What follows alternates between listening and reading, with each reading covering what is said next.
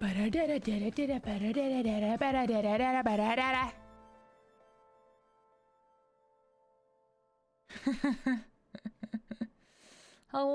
everybody. Hello, everybody. How are you today? It's Friday. Are you excited for the weekend? I hope so. Are you ready? Are you ready to learn Live2D, everyone? Wah! Screaming and cheering. Oh my god, I can't wait to learn Live2D. Wah!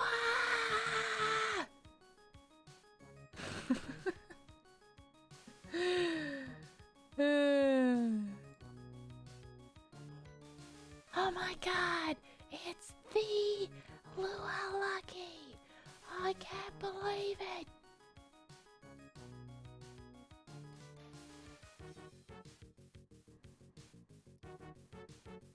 Wait a second.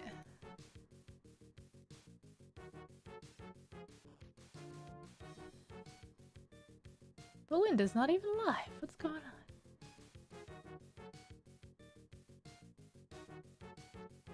Oh, she just went live.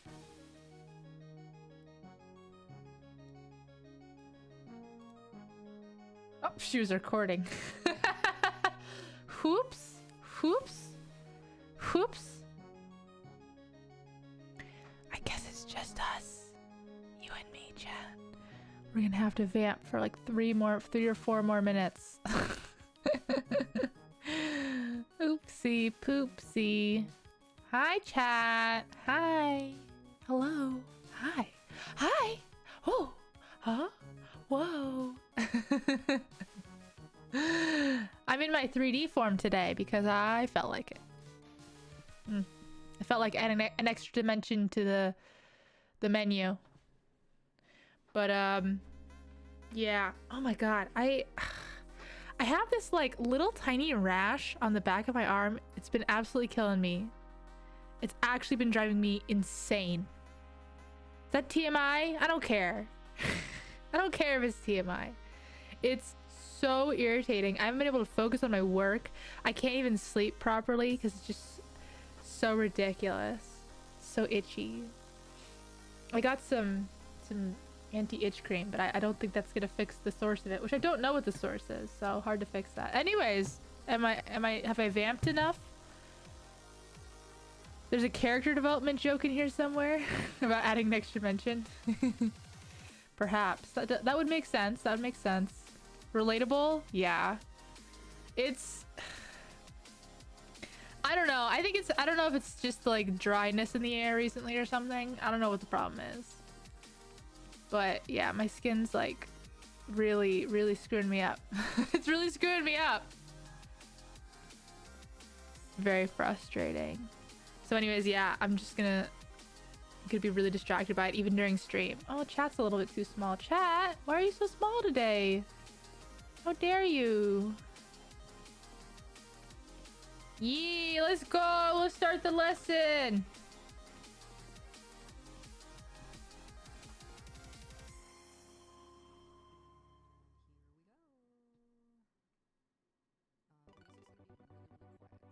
This is the most awkward. Oh, hello. Oh, this is the most awkward. Awkward part of collabs.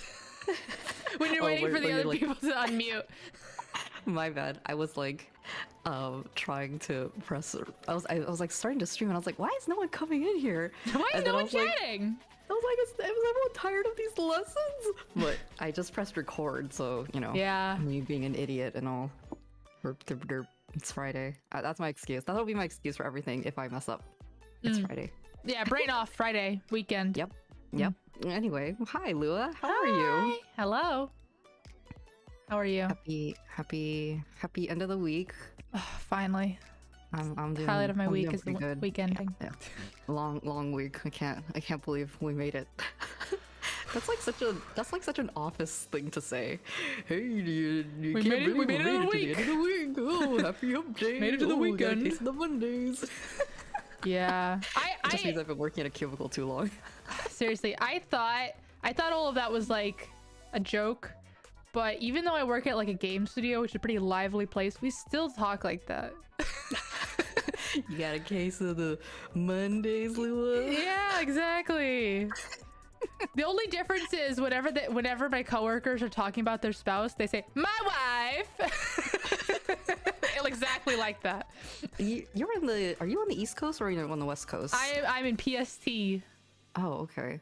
Well, where do they talk like that? It's a Borat reference. Oh. Well, I'm not cultured enough to get that reference, but or uncultured. All right, so Excelia, or not Excelia, that's who just popped into the stream. Hi, Excelia. Lua. So we were briefly discussing the itinerary today for today's lesson, and we had everything planned out, and then I threw a twig in the bike wheel per se. I don't know what the saying is. Rock in the track. I don't know. And I decided to be spontaneous. And we were discussing very briefly on last week's stream about doing an emote, possibly. Yes. Wrench in the gears. Okay, that's probably what wrench in something. I've heard wrench in the plans. That's what I always hear, but oh, wrench in the okay. Throwing a wrench in the plans. Sure again, uncultured and not cultured enough. But yes, so right after work at 6 p.m., I threw my work laptop aside and I started scribbling an emote. And I called it a pop quiz, and I finished like 15 minutes before this stream started. So it's a little messy, but I think it communicates what we need to do. And I feel like it would be the perfect like demo item to kind of walk through the Live2D UI.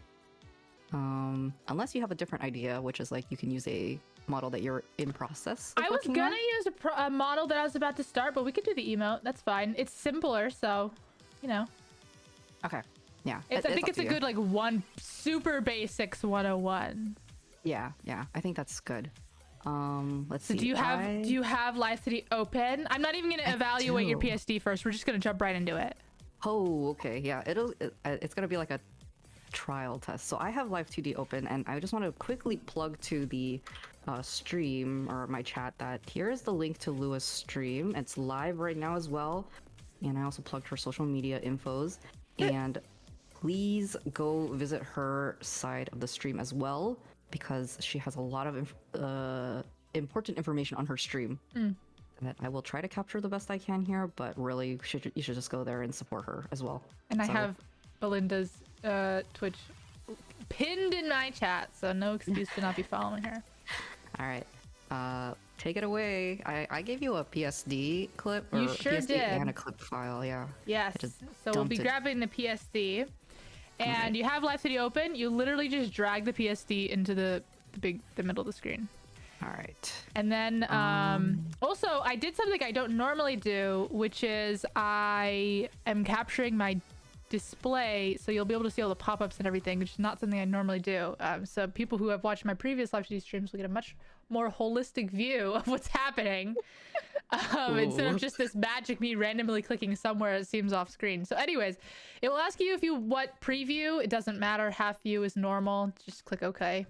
Okay, let me find it. I forgot. What's it called? Working notes? You called it notes_working_file.pst. Cool. Also, thank you for the follow. Growl. Oh, I lied. We kind of do need to look at this in Photoshop because none of the layers are merged together. Oh yeah, sorry. I wanted to ask a few questions before we went. Oh yeah, let's just do that then. I have to reorganize my stream. Okay. I was only being lazy. I was hoping I didn't have to. I'm sorry. No, it's fine. It's not your fault. I should have been more prepared. Nah, I literally gave this to you like 15 minutes ago, so okay. We're equally. Well, I'm more guilty, I guess. Let's see. So yeah, I'm just gonna close out of that Live2D file because we're not gonna use that. Okay.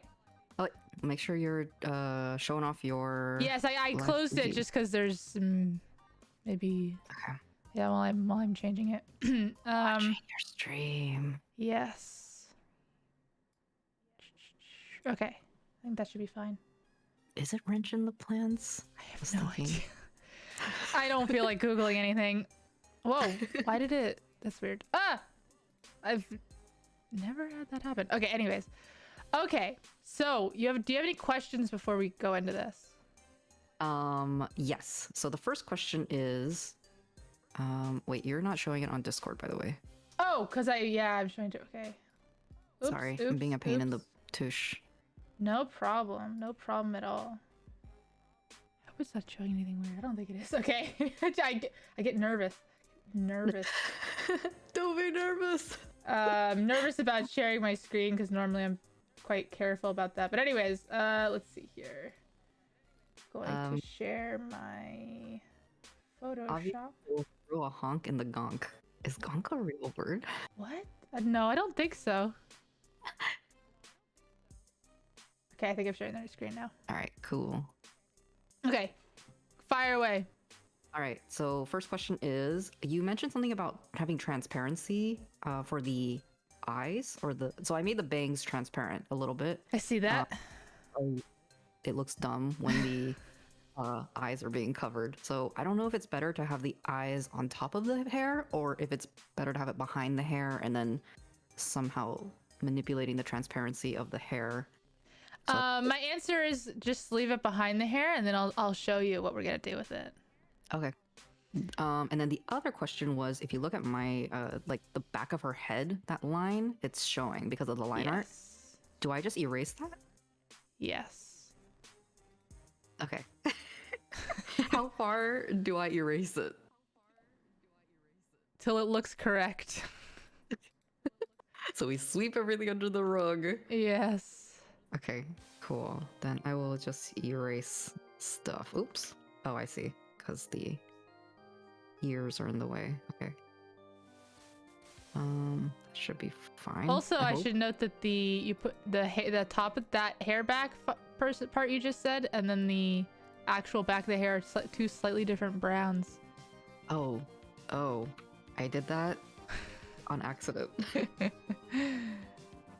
I did can that because fix I was it. trying to do a fancy gradient, and then I was like, this looks dumb, and then I thought I undid it all, but I didn't. So, all right, thank you for pointing that out. Let me fix that real quick. No problem. And thank you for the follow, Fendi Joel Fly. Okay, these names are hard to read on the spot. So you can just make the bangs full opacity. Okay, cool. I will do that. And I also did my best at naming the layers. Oh, I wanted to tell you. So you get how you get like a little line of color when you're using the poop tool? Yeah. You can fix that. You can? Yeah. Is it the what is it called? The area scaling? I think so. I just know you can fix it because I don't get that. I know there is a way to fix it. I don't know what the exact thing is. Oh, okay. Yeah, because I've been trying to experiment with it, but I figured this emote's gonna be so small. Yes, but I noticed it on the model too, so I thought I'd bring it up. Because it does kind of make things harder sometimes. I will fix it. Real quick, Foxmon, thank you for gifting 2 subs to Not That Shaman and Paint2D, and Neon, thank you for resubscribing for 4 months. Also, everyone, great news! Lewis channel has reached monetization, so if you want to, well, you can't actually give me money. Oh, you can't give her money, but you could give her a big thumbs up on the link in her channel.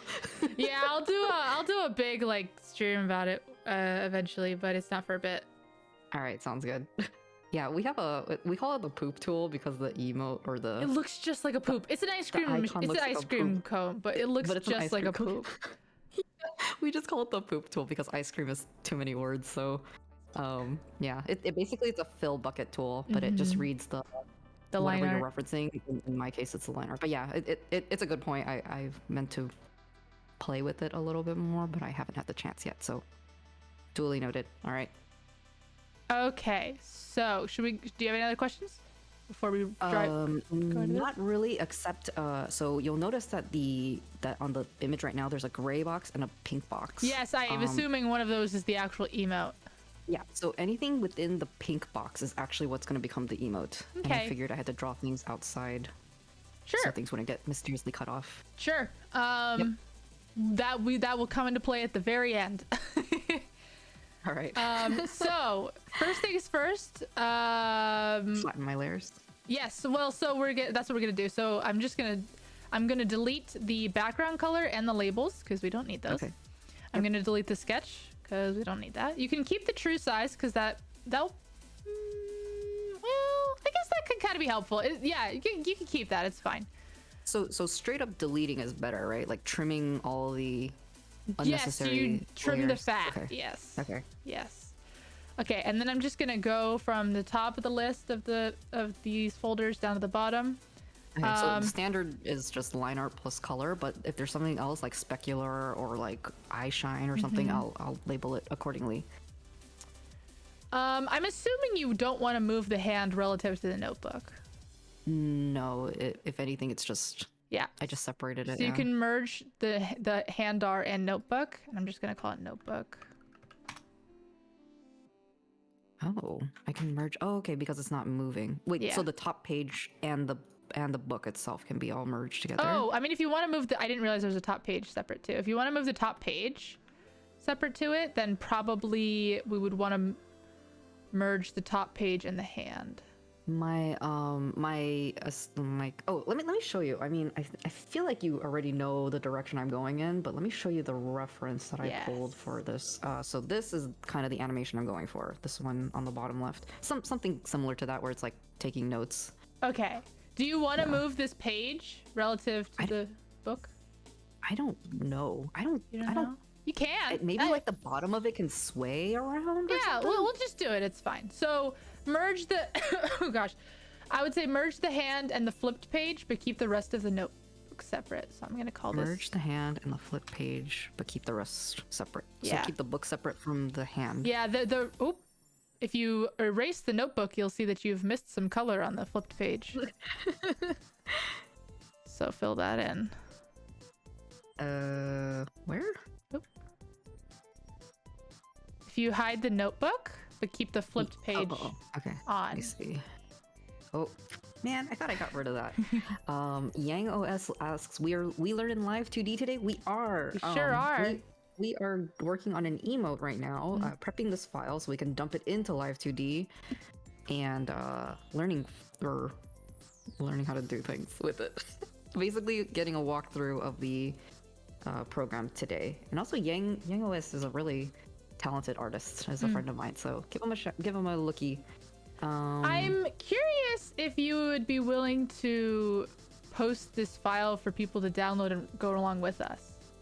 Oh yeah, sure. What's the best way to give it to people? I think that once we flatten it, we'll do that. I can just upload it on a Google Drive and post the link, if that's okay. Okay. Yeah. Oh, so... Hanai Kariko, thank you for gifting the sub to Angry Fat Vegan. Also, guys, Hanai is a good friend of mine, so please give her a visit. She's also a Live2D. I don't know if she's an artist, but I don't know if she's learning Live2D. But anyway, she's very good. Go look at her stuff. Anyway, sorry, I keep getting interrupted. Let's move on. Yeah, it's gonna be an animated emote via Live2D, which is actually pretty common. It's actually a pretty common thing for people to do, because it's just, I don't know. If it's a workflow you already know, then there you go. I think also like it can do a lot of smoother animations that like. Well, I think that the alternative that people use is other like software that's specifically made for that, like Animate or After Effects. I know there are some people who do it by hand, like in frames animation, like what you're talking about. But I think that there are people who use very specific software that is a little bit more out of my pay grade. But yeah, so we got the page and the hand as one. We got the notebook itself as one, and name it appropriately. And then we in the arm, we'll merge the hand and the lower arm just because they're sort of they're too specific to each other to be able to separate them, so we'll just merge them together. Okay. And I'm gonna call it hand L, I guess. Don't put any spaces. I got some I got some underscores. Yes, get that underscore key handy. And then we'll merge the pencil. Call it pencil. I'm just making it nice and camel case or what is it, whatever it's called. And then the upper arm. Merge group. And then as I go, I just like to hide everything that's on top and just keep checking that there's no weird holes or anything. Like there what happened to be with the other one. Okay, now we're at the torso, which is we can just merge the whole thing. Okay. I'm gonna call it body. Okay, now we're at the hair. Okay, the whole mid-bang can be merged. So I have the specular on a separate layer. Is that all right? It's fine. We're not gonna do anything with it. Okay. So all the layers can be merged. Each bang can be merged. Okay. So there's the mid-bang, the mid-bang. Yeah, the naming is appropriate. Bang R. I call it side bang. Well, technically, I would name it bang side R, because it's bang, it's a side bang, and it's on the right side. Oh, that's right. I hadn't asked you. I hadn't gotten a refresher on the the naming convention. My bad. Oh no, it's totally fine. That's so particular to me that it's you know. Anyways, okay, and then there's side bang. It's so particular to me that sometimes I forget about it, so. And then we've got the left side burn. Merge group. Side burn. Oh, okay. And then we've got the face. Got the mouth, which is already one layer. I'm just going to capitalize the layer name. Okay. And then... Is that a personal preference or is that a... That's a kind of a personal preference, but as a programmer, I care very much about the exact naming of things. So that's just a personal preference. Okay, so I hid the bangs so that I could see the eyes better because, like, you know, they were kind of hidden. So we've got the eyelid, we've got the eyelash. The whole eyebrow can be merged. Okay. And because the character, I mean, is the character going to be looking around? Probably, maybe a little bit. Maybe like down. Okay. So we can merge the color and the eyeball L, and that was just going to be the like iris. Mm-hmm. And you missed some eye white. Oops. So I'll fill that in.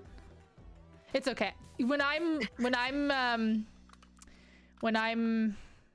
what's it called? Flattening my layers, I always find stuff like this too. Eye specular L. Okay. So now you've got the eye specular L, the iris, and the eye white L. Mm-hmm. Okay. So we're done with the eyeball L. And the whole eyelash being one is totally fine because this is just a simple emote. Yeah. Normally so it would... does it matter if I want her to blink? It doesn't matter, right? Honestly, it'll be so tiny and so quick that having these little eyelashes be separate is kind of a waste. Yeah, I figured like from our lessons, I'm trying to like see if I can, you know, oh, this part isn't necessary because like we went really into detail. Yes. So I was like, okay, for an animated emote, like what corners can I cut? For sure. For lack of a better word, yeah. And anyways, all the things I just said, same for the other eye. Okay. So that was the separate. color. Yeah, the color and the eyeball.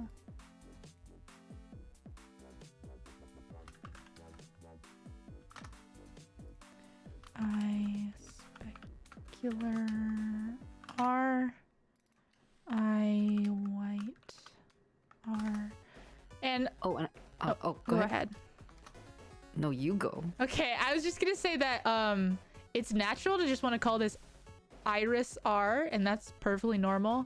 But via my naming convention, like Iris R, it feels better because then you have this whole list of things that have I in the title, and it's super easy to look for like everything related to the eye, etc.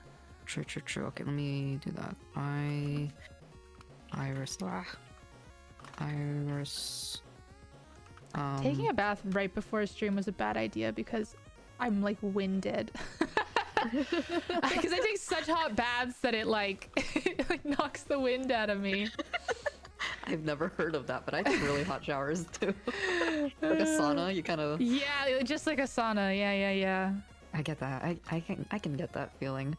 I also want to let everybody know real quick that this is like a beginner-friendly zone. So oh yes, if you have any questions, I know a lot of you guys are like interested in Live2D, or you're just being held hostage by me, watching this every Friday. But if you have any questions, please don't feel shy to interrupt us. And it could be like somewhat unrelated to what we're doing, but try to keep it on topic. Yeah, but we'll answer your questions the best we can. So please do not be shy. All right. Anyway. So eyeballs are good. Also, I should just note that I just moved them all into one like IL folder and one IR folder. You had another folder deep, but I was like, we don't need that. Oh, okay. So the eyebrows and stuff. Oh, yeah, that is part of it. We can move that out. I would move the eyebrow out. I think okay. Most people consider the eyeball to be the eyelid, and then the eye to be the eyelid, and then everything is part of the eye. But usually, I don't think people consider the eyebrow as part of it. And so it's also nice to have both of the eyebrows in the same place, too. Okay, yeah. So I would just put both of them above the eye folders. And with that, we're done with the face. And so I'm going to hide the face. Now we're on to the head. So we've got the hairband first. We just got a ribbon, which... So I was thinking the ribbon can, like... twisted, or not twist, but like, you know, rock back and forth. So yeah. So yeah, I just merged the whole ribbon because it's not separated any more than that, so that's fine. Ribbon, and then the band, which I'm sure is, just merge that. And having a folder for 2 layers is just a little bit, I don't know. So I'm just gonna move it out. And then we have the head and the head color separate, which is great. Sorry. I'm going to keep them separate for reasons we will soon understand. So I'm actually going to call this head line, or like line art. Yeah. And then head color. Okay. We were just talking about how like we have so many devices on our desk that our keyboard's always covered, so please don't find the the typos all the time, even though my layers are hidden from your stream. I'm just going to merge the neck. Also, I wanted to ask, how is how did I do on the different elements? Just from quick glance. Nothing looks too glaringly bad or incorrect, right? It looks good. Let me unhide the torso again. I mean, like, obviously there's a lot of things that are just simplified because they're not going to move. Yeah. But as it's set up now, we cannot move the neck. Because the torso is drawn in an extremely specific position. Oh, okay. Which is okay. It's fine. Yeah. And we can sort of budget. We can sort of make it work anyways if we want to do that. So, yeah, that's the only thing. And so then the sideburn. So that's the last group. Sideburn R. Okay. Just gonna rename this to have a capital letter. My mouse seems to have the disappeared. Back head, I forgot that. Oh, here it is. Okay, so and this sideburn can be merged, and then the back of head can be merged as well. Yeah, I'm just gonna call it hair back. Okay. I think that's pretty standard naming. Did I and then I have a put any layer spaces here. in any of the titles I gave them? So can we do a quick just make sure we have the same order, because it was pretty fast. So the first layer is hand, R, and page. Yeah, they're one layer. Yeah. Yeah, and then next is notebook, which I can merge. Sorry, yours is a little blurry for me. What did you name the first layer specifically? Hand underscore R underscore and underscore page. Oh my gosh. Okay, I just named it page. Oh, okay. As long as you understand what it is, it's fine. Okay. Oh, that's fine. And then and the next layer is notebook. Yeah. Which is just the notebook, and then the next one is arm L. Yeah. I have a folder, so I have hand L. Or no, you merged the arm and the arm and the hand, right? The upper arm and I the merged the forearm and the hand and just named it hand L. Okay. you can keep them separate, but there was just wait, I merged it. Yeah, it's okay. kind of actually the same problem with before, where the hand and the forearm were drawn in such a specific position that was going to be kind of hard. Okay, so you have the hand L, pencil, and then upper arm L. Yes, the hand L, the pencil, and the upper arm L. Yeah, that's what I have. Yeah. Do you have that in a folder, or is it all I do out? have it in a folder called arm L. Okay, same. And then next is body, all merged. Which is all Next is a hair folder. Yep. And then we have mid bang R, and I put far bang, but you put side bang R. Mm-hmm. And then far bang or side bang L, and then sideburn L. Yep. Okay, and then next is the face folder. Yep. Which is the mouth on its own, eyebrow R on its own, eyebrow L on its own, and then a folder. One of these eyebrows is a different color than the other. She had a. It's okay. It's fine. Okay. It's so small. Let's see. Eyebrow R, eyebrow L, and then a folder IL, which is the eyelid L, eyelash L. Yep. Right, and then the folder within that eyeball L. I iris. would just take those out of take everything out. Yeah. Okay. So everything is under the eyeball L folder. Yeah. Okay. And then so it's eye specular L, iris L, and eye white L. Yep. Okay, and then next is eye R, which is eyelid R, eyelash R, eye specular R, eye iris R, and eye white R. Yep. Okay. Whoa. Okay, next is the head folder, which is the hairband, which is hairband. I just take that out of the hairband folder, or. Oh yeah, I got rid of the hairband folder. I just have one head folder with no folders in it. Okay. Oh, okay. So I'll just take everything out, and then so I have ribbon, band, head line, head color, neck, and then sideburn R. Yep.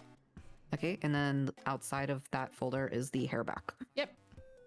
And then I kept the true size one too. Yeah. And then true size. And get rid of any paper. Oh, okay. Boop. All right, cool. I'm gonna call this working live. All right. Okay, I'm gonna give it a nice name. What should we call it? Balindra. Emote. Writing emote demo. Yeah, demo is a good word. Okay, let me bring up Google Drive. So if you guys want to work along with us, go download Live2D. It's free. Yes, it's absolutely free. And then, yeah. Which I recommend doing. This is the best way to do it. Is just get your hands in it. Yeah. It's let me put in the link. Download Cubism. I'm guessing here you are, everyone. Here's the link to download it. You can download a trial version. Which is, I think it's trial for pro version, or is it just trial for, okay. But when you launch the actual program, it would say like, do you want to use the free version or do you want to use the trial version? And then I just clicked, I want to use the free version. I don't know if that actually starts the trial version, but it doesn't. It gives you anyway, so there's the Google Drive folder for the PSD. I'm going to post that in my chat as well. Okay. Yes, please don't look too closely. Also, please use this only for study purposes. Yes. Please don't use it for like a personal emote on your channel. I don't know why you would want to, but that would be wacky. Don't sell it and don't trace it and don't pretend you're me and all that horrible stuff. Yes, this is purely for educational purposes. Has everyone downloaded Live2D? It's been 30 seconds. Gratification. Yes. We gotta move on. We gotta move on with our chat, our lesson. Let's give everybody. Oops. Let's give everybody. Let's. Where are you? How was your week? Okay. It was very chaotic. Oh gosh. But you know, because of that, I've been really tired after each workday, and I just knocked out at like 9 p.m. every night, and I didn't get any work done, which is why I didn't make any progress on the Live2D model. Understandable. Yeah. No, Noodles, don't turn into an NFT. Oh no, I'm turning into an NFT, and I just like become an ape. There's a layer and size restriction for the free version, I believe. Oh, okay. Well, the size version, right? The size is like 3,000 pixels. If there's a size restriction, I was able to open it okay, and I have the free version. I think the size restriction is on the texture atlas, which has nothing to do with the PSD size. Oh, we should be Gucci. Yeah, we're totally fine. So no, even if you're using the free version, it doesn't matter what size PSD you're importing. Nice. There's a limit on how many parameters you can use. There's a limit on how many parameters you can use on one object at once, which is a thing we'll talk about. Sorry. There's a limit on there's a lot of limits. Point. All right, it's free. But I believe it's a yeah. If you want the pro version, it's a subscription model, so it's like what, 10, 20 bucks a month? I don't know, I get it per year, which I think is $100. Oh, okay. That's actually, yeah, I think I said that before. It's not too bad. It's not unreasonable. It's cheaper than like Photoshop. Everything's cheaper than Photoshop, to be honest. It's true. Yeah. Also, Chocobo Racing came out, so I was playing that. I just realized everyone's using underscores instead of spaces in their comments, and I was like, why? I just thought they were being weird. They are being weird. I mean, they are being weird, but it didn't occur to me that they were like copying the Photoshop naming.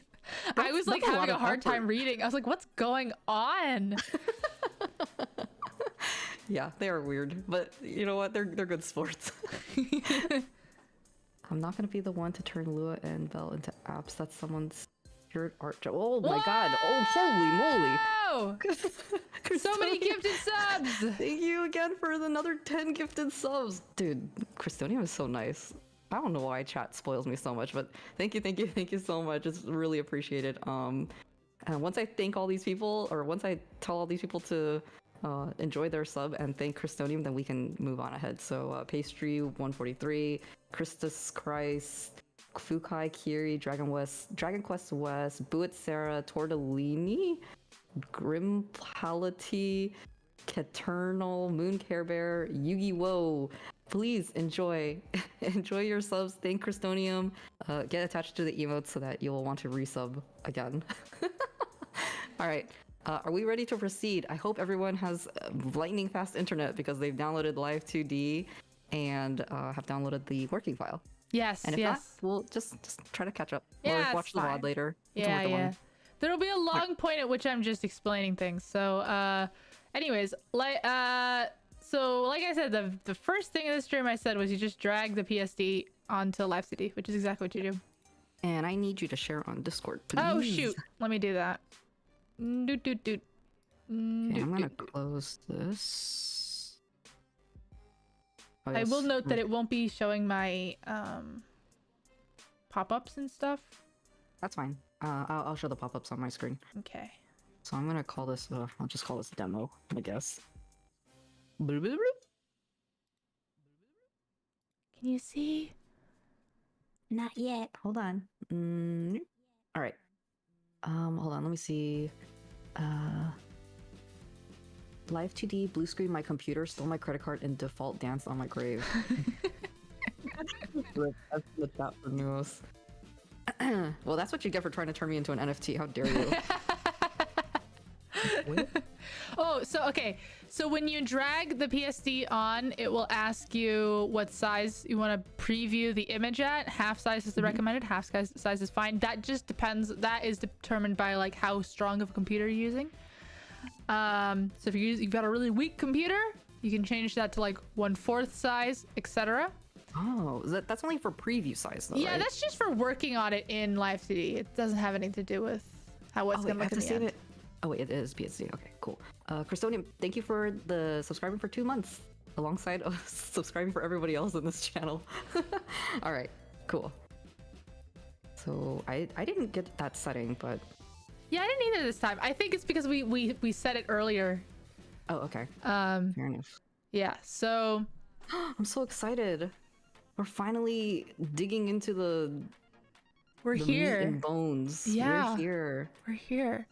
So, welcome to Live2D. So glad to have you here. Stay a while. Stay a while. Stay a while. You'll notice that there's essentially 4 columns going on here.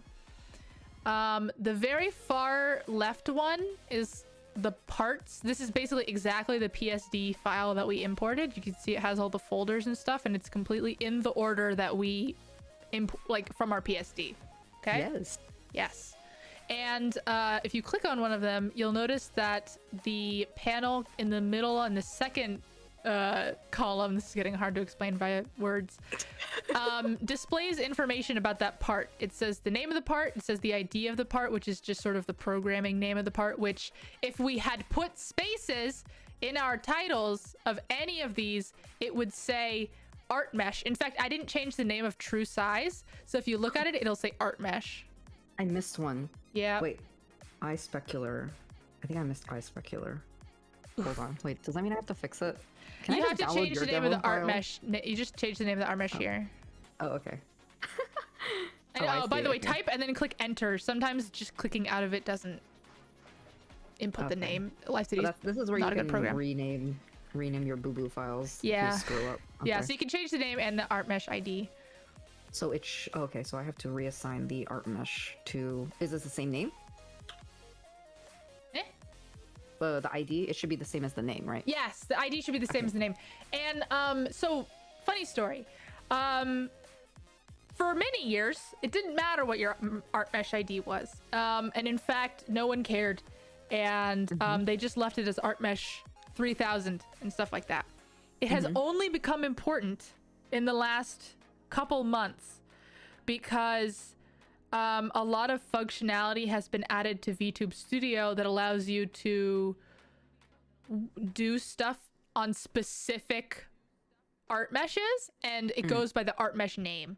So unfortunately for 99.9% of models, they're going to open it up and it's just going to be art mesh 0 through 3000. And they're going to have to manually just select each one, trying to figure out which one is the art mesh they're looking for. Oh my gosh. Wait, so I mean, if you open this and you never named your files, or you named your files with like spaces, then you would have to reassign all of your... You have to manually rename them, yeah. Well, that's the importance of naming your files. Yes, from the naming start. your layers. Yes, okay. It's a lot easier. So, yeah. So these are, each of these here, I called them parts. In fact, they are actually called art meshes. Okay, so that's on the upper left where it says parts. So that's different from the Deformer, which has almost similar naming, or looks like almost similar items are in the Deformer versus the parts. I think you have it set up differently because your Deformer's on the right side of the screen. Oh, that's right. Okay, yeah, sorry. Yours is here.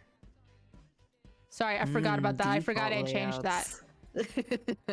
Okay, now yours should look like mine, right? Okay, yes. Okay, sorry about that. Yeah, so there's the parts panel and the Deformer panel. And to be honest, I would recommend, I'll keep it here just for the sake of our learning and people just jumping in at random times, but I do recommend moving it to the far right side because both the part panel and the Deformer panel are better the longer they are. So having them both have a full length of the screen is a lot easier. Sounds good.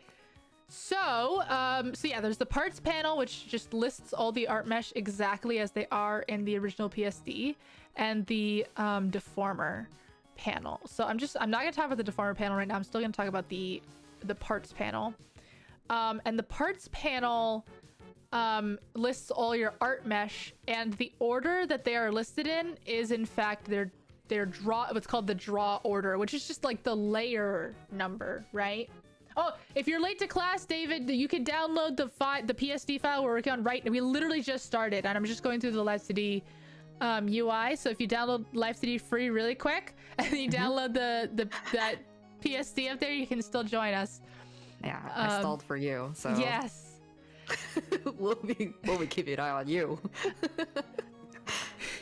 I will note that the folders technically also should follow the same naming conventions. Right now, technically there's no reason to, but they do. It is a thing that could be a problem. So I would say that, sorry, quickly, that the folders should also follow the naming conventions of not having spaces, etc. I don't think I have any. Oh, except for true size. True size doesn't have any spaces. True size is fine because it's not even getting exported. Which actually, let me Google something really quick. There's actually one part of this that I don't even remember how it's supposed to work. Live2D reference image.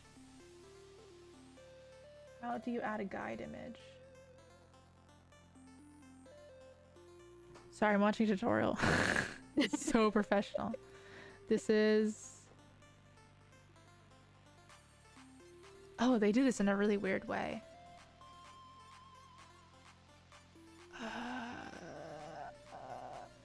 Is it in... I have to do it in project?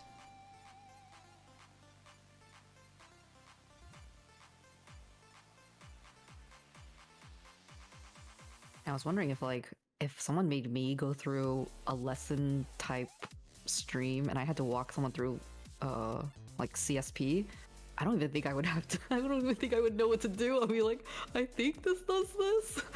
I don't know half the features of CSP, so I don't know.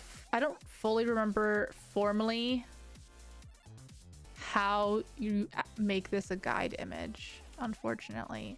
But basically, sorry, there's like a little bit of stuff in the back of my throat that makes it hoarse sometimes. Anyways, so basically, there's a concept of a guide image in Live2D, which is essentially just an image there which is purely for your own reference, and it won't get exported with the model, which is what true size is going to be. Oh, I see. Yeah, and I can't figure out how to manually make it a guide image. It will become a guide image by default at a certain point, but I wanted to manually show you how to do it, and apparently it's way more annoying than I thought it was. I'm Googling as well. Oh, they're doing the same thing that I was gonna do. Also, this Live2D, I just realized this Live2D editor tutorial I'm watching is from like 2005, so I don't think that would be super helpful. Live2D guide image. Placing guide images in the editor. Okay, enough. It doesn't matter. It's not that important. Sorry about that. Okay, let's just go on to the next step. So anyways, so basically you get the idea. These are literally just the layers from PSD, and each of these is called an art mesh. You can actually change the layer order by just dragging these around and changing, you know, the order in which they are here. You can also change. So okay, this is the first kind of complicated thing I have to explain. But basically all of these right now are on the default draw order of 500. But yeah, even there's a 500 on the right side. Yes, you can see it on the right side there. It's also written as this draw order in its inspector panel. You can change that draw order. So like, for instance, if I were to, even though the body is like quite far down in the draw order, if I were to make it 501, it would be moved to the very top, because it's on a higher draw order than the rest of them, even though it's lower in the hierarchy. So does that mean you can't drag like another file or another layer above it? It would just not unless it was a higher draw order or the same draw order. Okay. So if, for instance, we were to make hair back also 501, and then drag hair back above body, then it would, you know, then the hair back would be above the body. So that that draw order is like supersedes like any order, or it's like the master order, I guess. Yeah. So basically, you is can there a kind reason of why you use that? Yes. Okay. Because like, let's say for instance, your head turned to look at us, and you wanted the sideburn to come in front of the face. You would animate this draw order here, the one that's in the inspector. And so basically you could make it so that like at this frame it's at 500, but at this frame it moves to 501 and is now in front of the face. Oh, that's how you do it. Yeah. Okay, I was always wondering like how certain things like overlap and then they don't overlap. Yes. Okay. Yes. Very cool. So that's how you do it. That requires a lot of setup ahead of time, because like if I were to do that right now, then obviously it would move in front of everything. So I would have to make sure that all of the hair, all of the body, all of the head was already 501, so that when I set this one to be 501, it would look right. But anyways, that's like really complicated. We're not gonna animate with draw orders. That's honestly a pretty advanced topic. So next order of business is that we have to actually, so I called these art meshes, and they are, but how do I explain this? So it's called an art mesh because it's like literally like a 2D mesh. So you'll see as you click on each of them, it has a box that's drawn around it with a line that goes to the middle. And if you click this button at the very top in the middle of the screen, that's a triangle with a pen nib, while you have an art mesh selected, it will take you into the art mesh editing screen. Okay, which isolates it. Yeah, it isolates it, and if you just drag and select the points and then delete them, because we're gonna start with a completely empty one. Wait, how do you just drag each of the You corners? should have the mouse tool selected by default, which is at the top of the tools details panel in the middle. The pointer? Yeah, the pointer, and then you can just drag and select and delete all of the, yeah. Wait, if I drag it, hold on, let me show everyone my screen, because I don't know. Let's see. Yeah, let me Okay, see. so so I'm on the right page, right? So if I drag this and I'm on this mouse pointer click, if I drag it, Oh, don't drag the point itself. Just like drag and select all the points. Like drag a box and select all the points. Oh, okay. Yes, exactly, Oh, exactly. Okay. Is that all the Just points delete selected? them. Yeah. There's only 4. Okay, and just delete key. Okay. Yeah, just delete them. So by default, it just creates a big box of the art mesh around it, but we're gonna just delete them because we don't want that. I wish there was a button that just deleted all of them. I don't think there You is. just press delete. I just pressed the delete key. Yeah, no. I mean without having to select all of them. Oh. That's just a gripe on my end. Is There's there a also an reason why eraser tool. you would delete them, or I guess I don't know if We're about to redraw them. Oh, okay. So we just deleted what was already there so we can redraw them. Because okay, let me just I'm just gonna quickly do something so that just don't pay attention to what I'm doing, because I just need to do this to show you what the point of this is. Okay. And understand what this is even going on. And I have to say that creating a good art mesh is a skill all on its own. And so don't expect to be perfect the first time and then Control Shift A. Oh yeah, probably Control A. I probably would have selected all of them. But anyways, so you can see here that there's all these triangles now covering the image, the art mesh, right? Each of these triangles has now separated the image itself into triangles, so that when I drag the point, it drags the whole like image in the triangles. So we need to give it a basically our job is to give it a good art mesh layout that will allow us to do the deformations and move it the way we want. Like in a VTuber model, let's see, Control A, delete. Oh, that did work. Okay. Obviously in a regular VTuber model, we'd have a ton, right? But this is a pretty simple emote. So actually a lot of these won't even really have many things going on. But so for the paper though, we want this paper to be kind of flowy and stretchy. So we're gonna kind of give it a proper art mesh. And so select the tool in the tools details that looks like a pen nib with a plus sign. Okay. By the way, anyone who's familiar with 3D, I see Nuos in chat. This is literally UV mapping. So that's crazy that you have to like. Do you have to custom set this for everything that requires movement? Oh, okay. But I'm showing you how to do it manually, because that is a skill you need. But you don't have to. There's a thing that automatically creates them, but I'll be honest, it's so buggy. I almost don't want to use it half the time.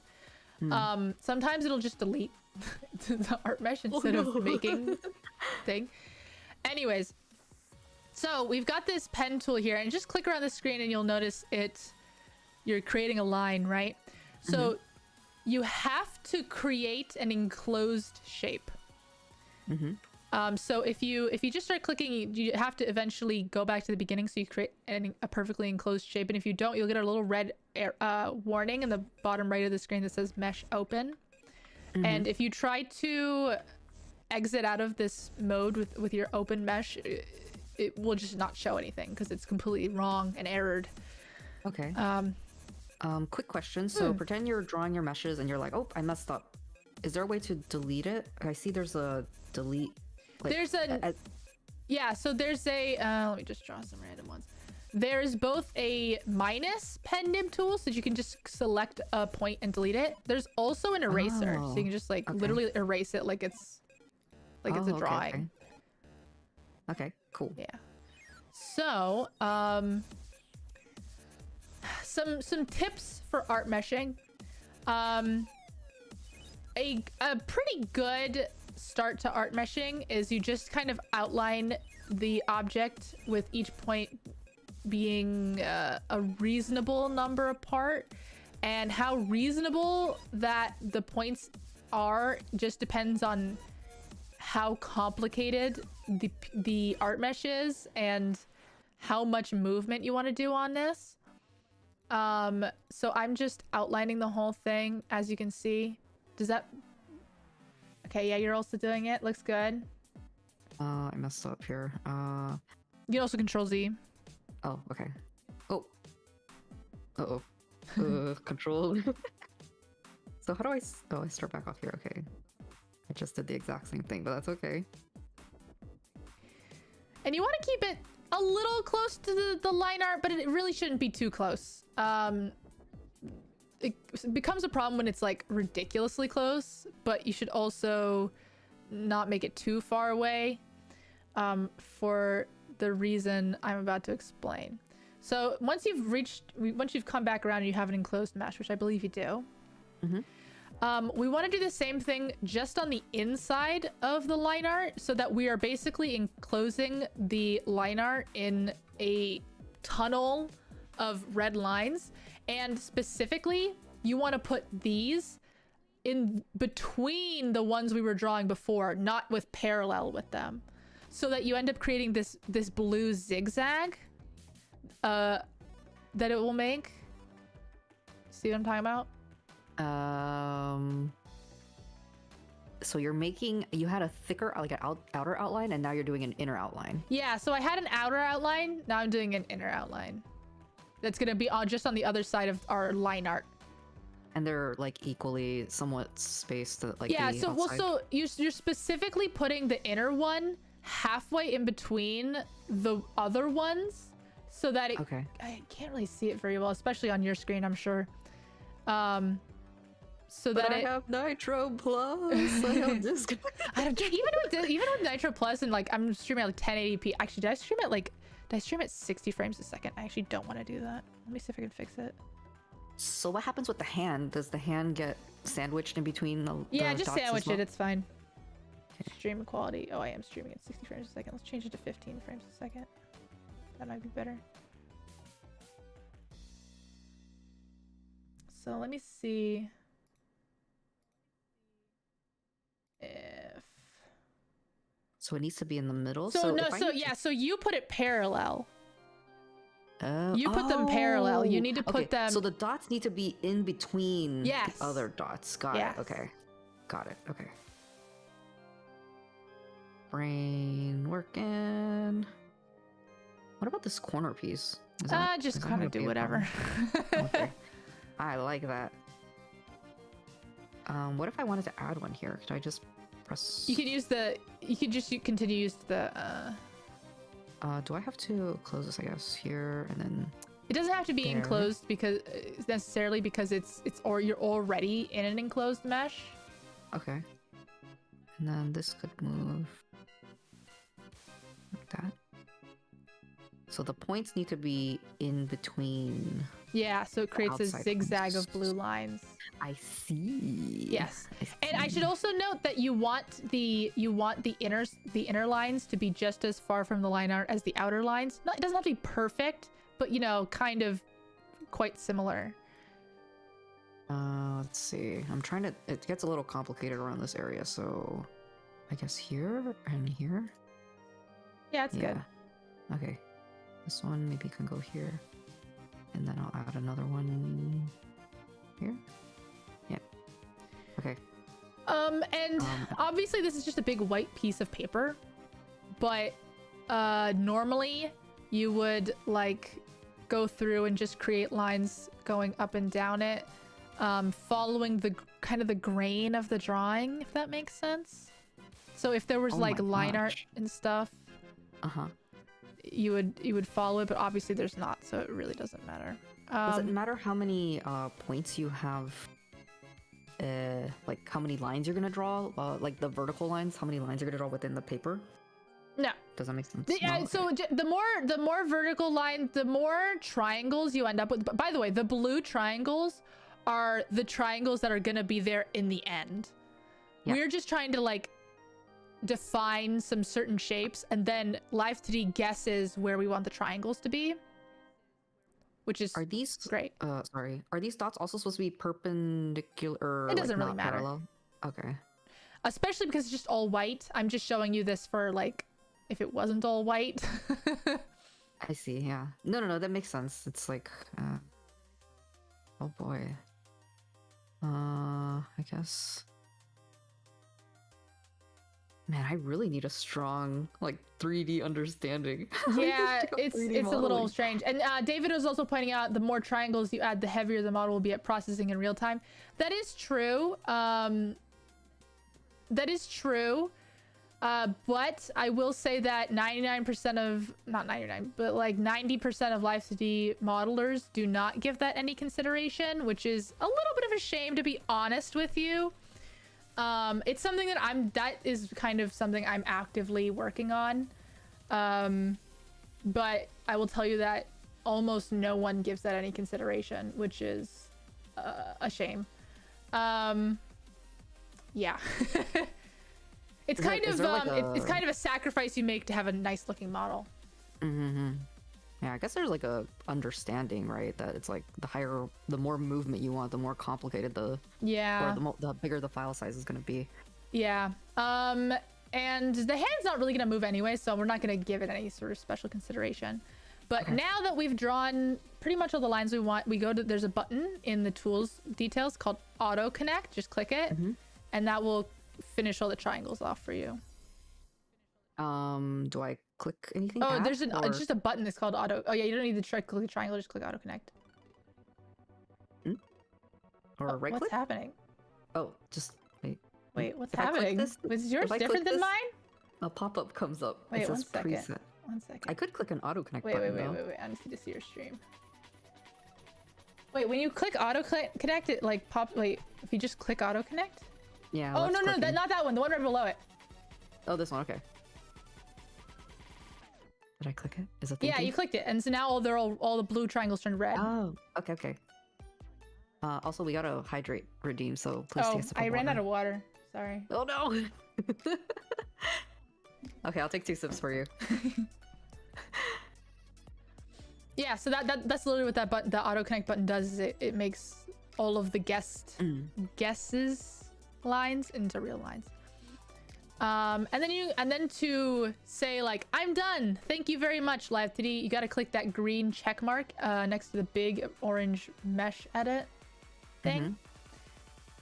And now we have a art meshed guy there. Wow. So now I'm gonna show you how everyone does it normally. Okay. Select, for instance, like the actual body of the notebook. Okay. And then select the button in the top middle that is a triangle with the word auto. This one? Yeah, that one. Oh, that's the thing that popped up. Yes, okay. that is the thing that kept popping up. So under preset, just choose like standard. That's actually a little bit too much. Little? Just whatever looks like a good amount of triangles, frankly. I think I'll choose...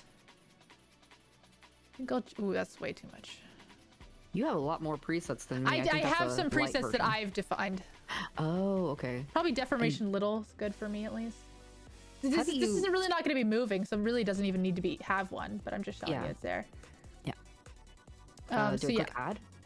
You no, it just does it. Oh, okay. Yeah, just So I does can just it. close it? I wouldn't close it because we're gonna be using this for the rest of them.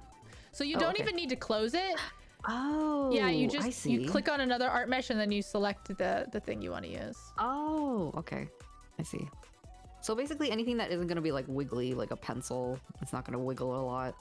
The arm is not gonna wiggle, or honestly, what 99% of people do is they just use automatic art mesh generator on everything, and then they go in and change it if it needs to be changed.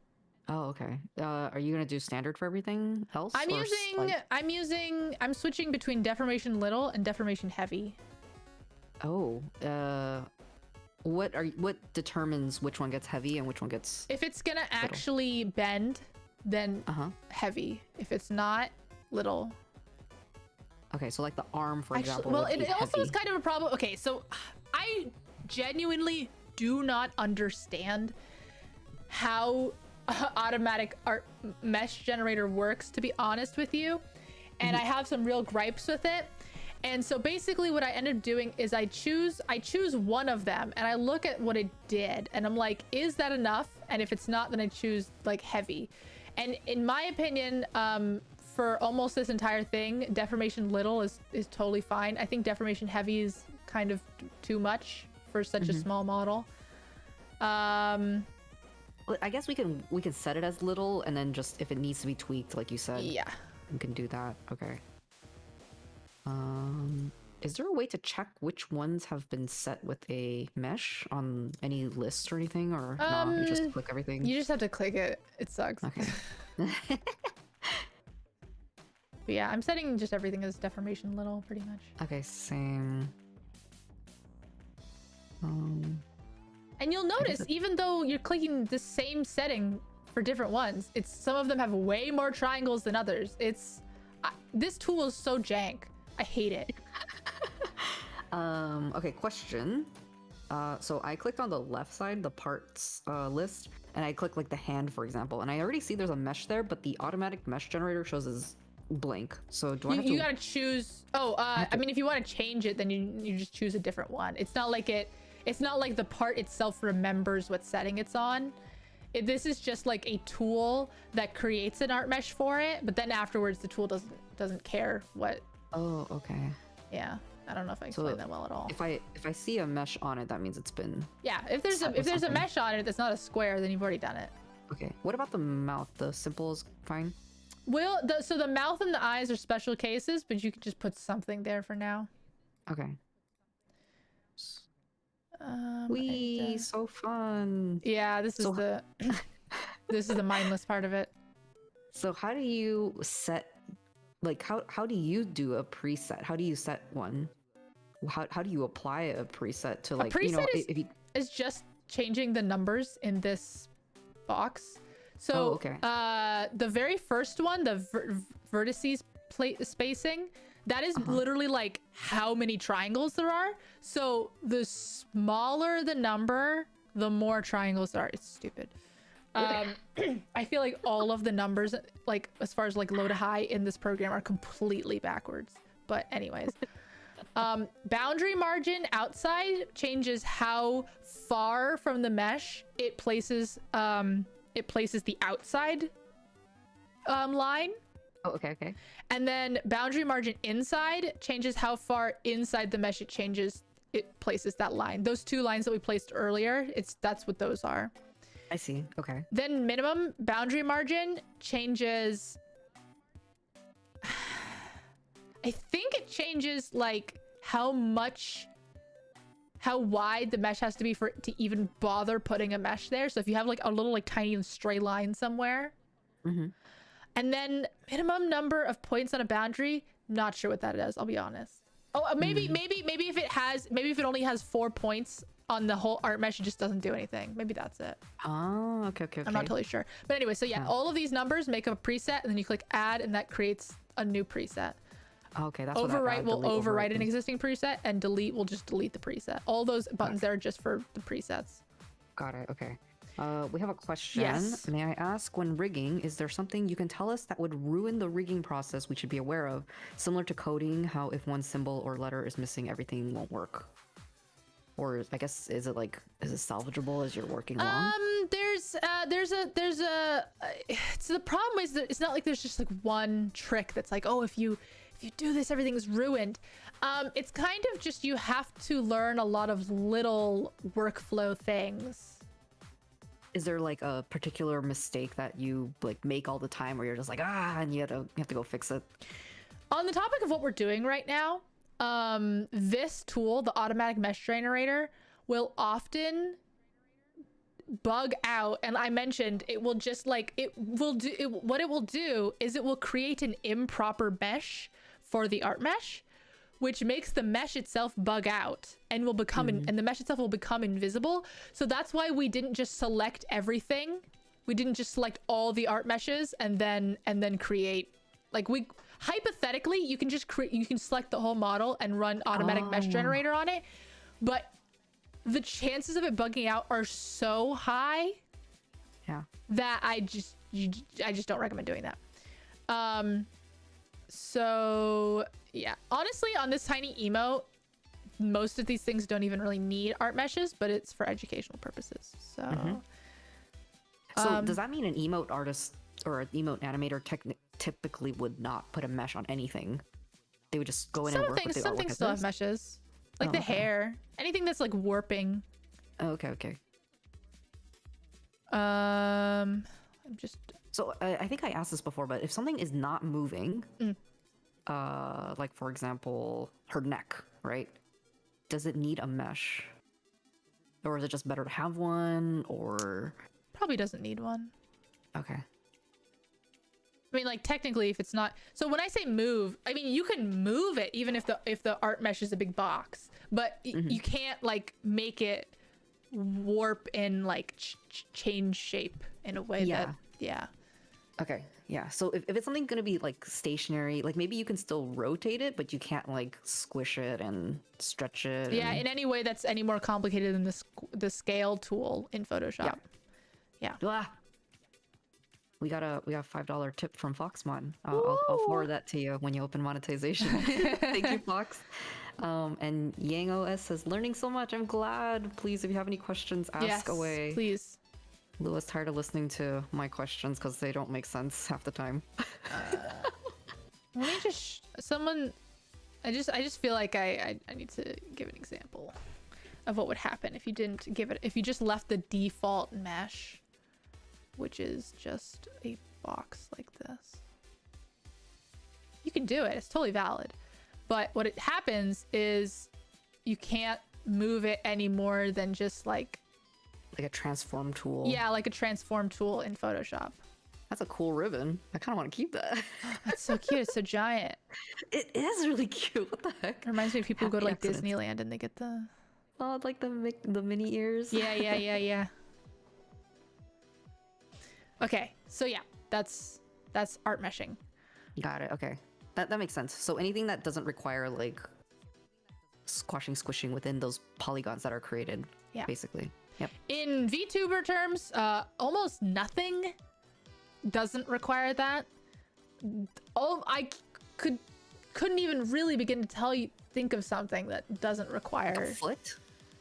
Yeah, maybe a foot, but even feet do a lot of the time. So yeah, it's a whole thing.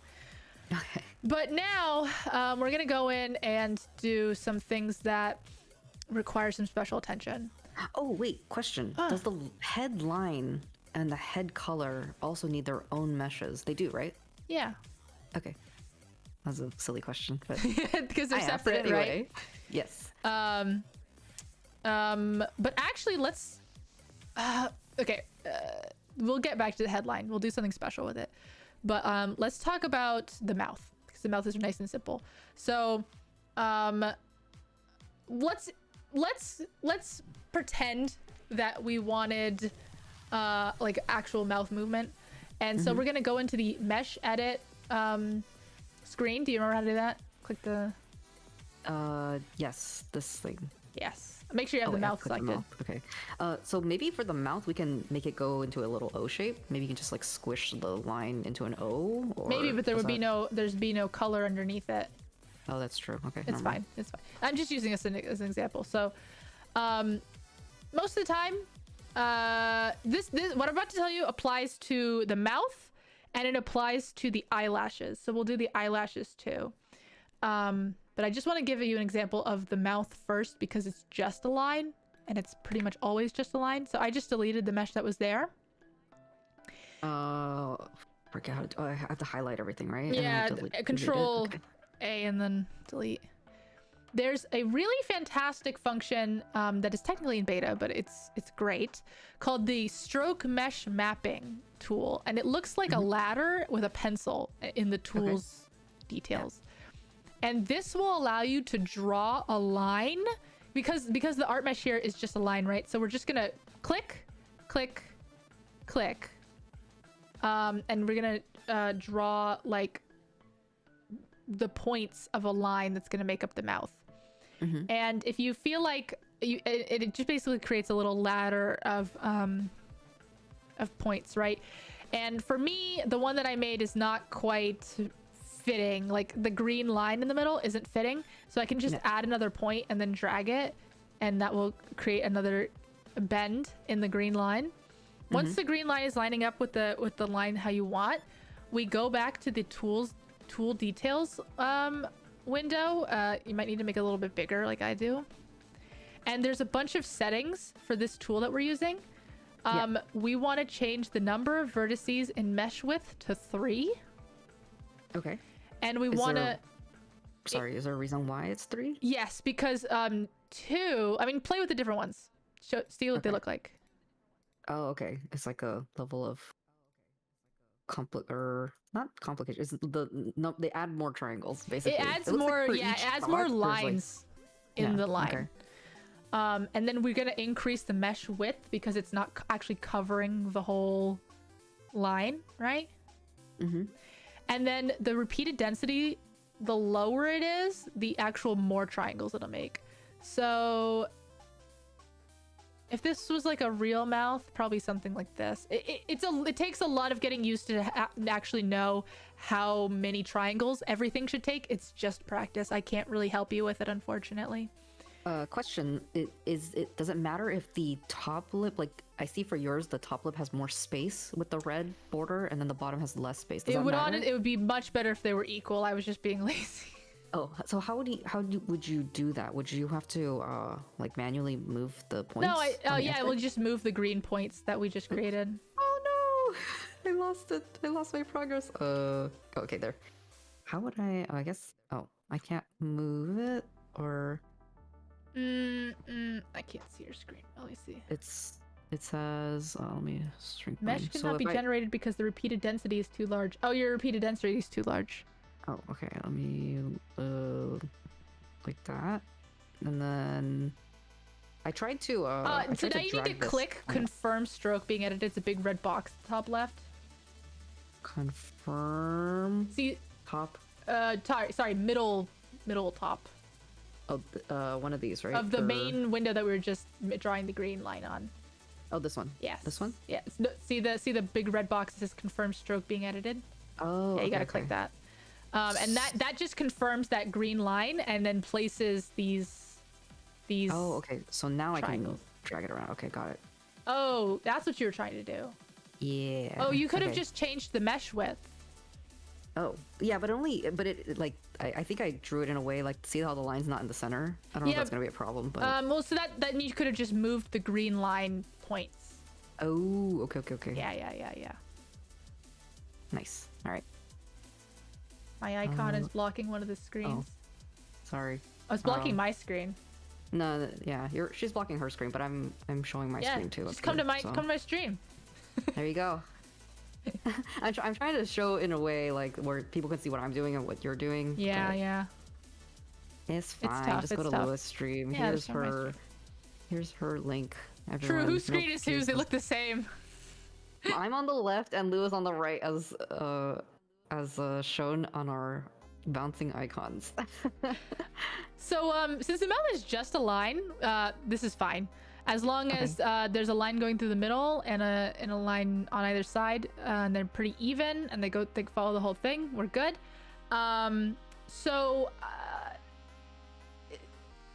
how many triangles, like I said, depends on. If this was a real mouth, I would probably honestly add even more triangles than this. The repeated density would be larger, is what it's called. And because it's the mouth specifically, that's why we want a line going through the middle of the line mesh, or line art, sorry. You don't always need a line going directly through the middle of the line art. It kind of just depends on exactly how complicated it's going to be, how much you're gonna need, how much preciseness you're gonna need when you move it. So now we're gonna go to the eyelash. Let's do the left eyelash. I mean eyelash L. So you're gonna select it and choose the art mesh editor. So honestly, a lot of the work we've done up to this point does not matter. It was for learning purposes anyways. Yeah. But this actually we will be using. So it's so messy. That's fine. So we're gonna use that same stroke mesh mapping beta tool again, and we're gonna draw the points of the. We're gonna follow. Oop, what did I just do? Oh, it got mad at me because I actually drew. Oh, that's right. You are supposed to actually just draw. Oh, instead of like making points. Yeah, I forgot about it. That's all right. But to be fair, drawing points was working. I guess I didn't even realize that was a thing I could do. And obviously it's gonna be way too small, right? So way up the mesh density. Repeated density or the mesh density? The mesh density should actually get bigger too because we don't need that many triangles, but the mesh density is the very top one. The division thing, or wait, mesh density, mesh mapping settings, mesh, yeah, and then the very top one, mesh width. You had it. This no, oh no, I'm stuck. Yeah, you got it. Mesh width, and then just drag it bigger. Oh, okay. Oh, okay, like this. So I was looking at your stream. It has a huge okay. Oh, sorry. There we go. And just drag the green line so that it kind of covers it.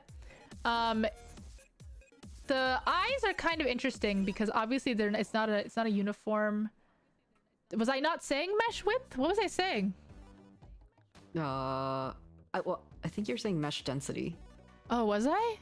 Oops. It's okay. My brain's bad. Oop. I just redrew another line. Okay. And it doesn't have to be perfect because we can obviously just go in and edit the lines. So that's mine's good enough. It doesn't cover everything perfectly, but now I'm just gonna go in and manually place them. The eyelashes always require basically completely manual art mesh creation. Okay, so wait, you clicked, what did you click? Confirm stroke. Yeah. Okay. Does it matter that this bottom, hold on, let me show my screen, that the bottom of my eyelash doesn't cover? No, because you're just gonna go in and drag them manually.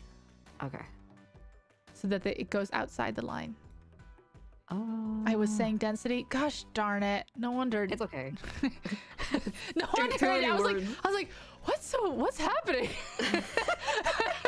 I was like, mesh width or repeated density. Yeah. So make sure it comes just out of the. Is it right at the line? Not right at the line. Right outside the line. Okay. And then make sure, and then you're probably going to want to draw some new lines so that it covers the parts that, weren't covered by the line that you created. So this is something that typically happens with, I don't want to say every, but like most Live2D models. With yes, this is very common. Okay. I mean, this is on every model. Yeah, like anything that blinks. I don't know. There's all kinds of flavors out there. What about the eyelashes? Yeah, so draw some outlines around them. Okay. Man, this is like, every episode we have, it's like more respect to Live2D learners. My goodness, this is like very tedious work. Yeah, it is. I was like, oh, maybe I could animate emotes. Oh, no, I would say you still can. I mean, like, a lot of the stuff we just did is not even necessary. Honestly, the eyes are the most tedious part of if we were making an emote. Normally, a lot of this stuff would be a lot more manual, like, or like a lot more automatic. But I'm dragging you through the mud. This is boot camp. It's good. It's good. It's very interesting. Do I need to draw a point at the tip of the you need to draw it so that the whole eyelash is encompassed. If any part of the eyelash is outside that line, outside the art mesh, it's not going to be shown. Yeah. Okay, so that's what mine looks like. What about like the top, like, you know how there's a bunch of triangles? So this one has a blue triangle, but that's going to get auto connected, right? Yeah. If I click auto connect? Yeah. How's my work, teacher? Oh, we're working on different eyelashes. Oops. No. We were working on the same one. I already finished mine. Here, let me select it again. Okay. I'm gonna move on to the second one then. I would say that for your eyelash that you did though, yeah, you just created 1 point for the tip of the eyelash. I would say create some points around the eyelash. Okay. So add. Oh, see, I see. You just dragged it. No, yeah. So you need to create new ones. Oops. Yeah, pretty much what you're doing right now. Yeah. So see, for those, I didn't drag this up. I just left it there and then drew new ones around it. Oh, I see. Okay. Which, by the way, yeah, if you might have noticed, you have to select a starting point and then it will, work from there. I hate that about it. Is that good enough? It's too see how some points are super far away and some points are super close.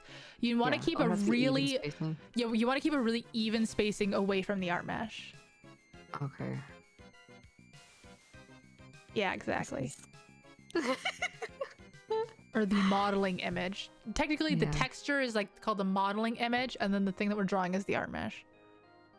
Oh, I see. Okay. Let me delete. This is pretty fun in a way. I can see it kind of being shut off your brain. Yeah, honestly, this is one of my favorite parts of the process because you can just turn your brain off. Oh, chat's liking the baby steps. Good, because I work very slowly. No. We're good. Okay. Let's just say the other one's fine because it's probably fine, honestly. But normally, like, I mean, for an emote, you're probably fine, honestly. Even just having the default like automatic mesh, because it created so many triangles, you're probably gonna be fine. But yeah, for a regular Live2D, you gotta manually do it. I'm gonna tell you about another function of Live2D that, quite honestly, you do not need to know for emotes at all. Okay. But it is a thing. It's still good to know for the other. Yeah. So select the head color and just click Control Copy. Okay. Head color, Control Copy, Control C. Okay. Yeah. Sorry. And then select the headline and then go into the mesh editor and delete all the points that are there. Mesh editor, delete all the points. Okay. Oh. Yeah. And now click Control V to paste. Control V. This feature only available in Pro version. Oh no! Okay, never mind. Are you serious? That's ridiculous. I got you. Okay, well, that wasn't fully the point of what I was trying to show you, anyways. So let me. You can't do this, and it doesn't matter that you can do it or not because we're not gonna actually use it. But the thing I was trying to show you was that then I go back out and I have headline and head color, which have almost exactly the same art mesh now, right? Oh, okay. Because they're always going to be following each other.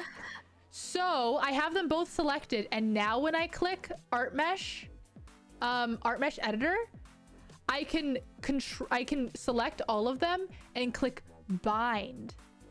Okay. And so now these are actually glued together. The color and the liner are glued together. It's literally called glue. So how is that different from just like merging your layers? Because Photoshop. and here's the next thing I was going to tell you. I was going to tell you about clipping. Yes, perfect that segue. Thank you. You're welcome. Totally planned. So hide the hair because we want to see the eyes really clearly. And select the eye white, or select the head color. And then select the eye white R. And in the inspector, where it shows all the properties of the art mesh that you just selected, there's something called the clipping ID, where you can oh, by the way, edit close out of the art mesh editor. Oh yeah, I'm just watching your stream. Oh, okay, am I supposed to do this right now? Fair enough. Oh, yeah, this will be important in a second. Oh, okay. Yeah, so hide the hair. Wait. Hide the hair. Sorry, I was like, I this isn't a feature I could use. Okay. Oh yeah, you're good. You can do this. So eye white and select the head color and click copy. You know, Control C. And then you select the eye white R because it's. I mean, this might be just a stylistic choice on your part, but I'm just going to use it as an example really quick because it's there. Now we're just going to go to the clipping ID and click Control V. Actually, it didn't do much of anything, did it? Because the head color. Head color. Okay, you know what? That was a bad example. That was a bad example. That was a bad example. Well, one thing I will say that you said, like, why would you want to separate the head color or the headline and the head color? Well, you can literally just drag the headline over the eyes, and now the like layering of the eyes, like because the eye white was spilling out of the line art. Now the line, that's essentially what I was trying to show you. But the important thing is the clipping thing, which we're gonna use. I assume gluing is more non-transformative way to connect parts, but you can still edit the skin color layer. Well, really, the reason that you're doing it. Let me just ignore what I'm doing for a second, because I'm gonna show you what I'm. The thing where people like raise their heads and then the neckline or the chin line disappears. Okay. Yes. And that's exactly what I'm about to show you. Oh, I selected the wrong one. For people who don't know what we're talking about right now, where is the? Oh, there it is. Okay. So what Belinda's talking about right now is that basically you can create a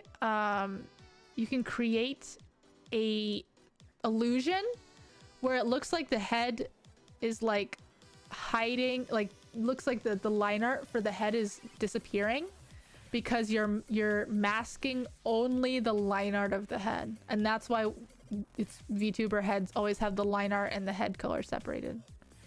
I mean, there's actually other reasons, but that's one of the big ones. It's magic. See, look at that. It's magic. Wait, where'd that ball come from? I created it when no one was looking. Oh.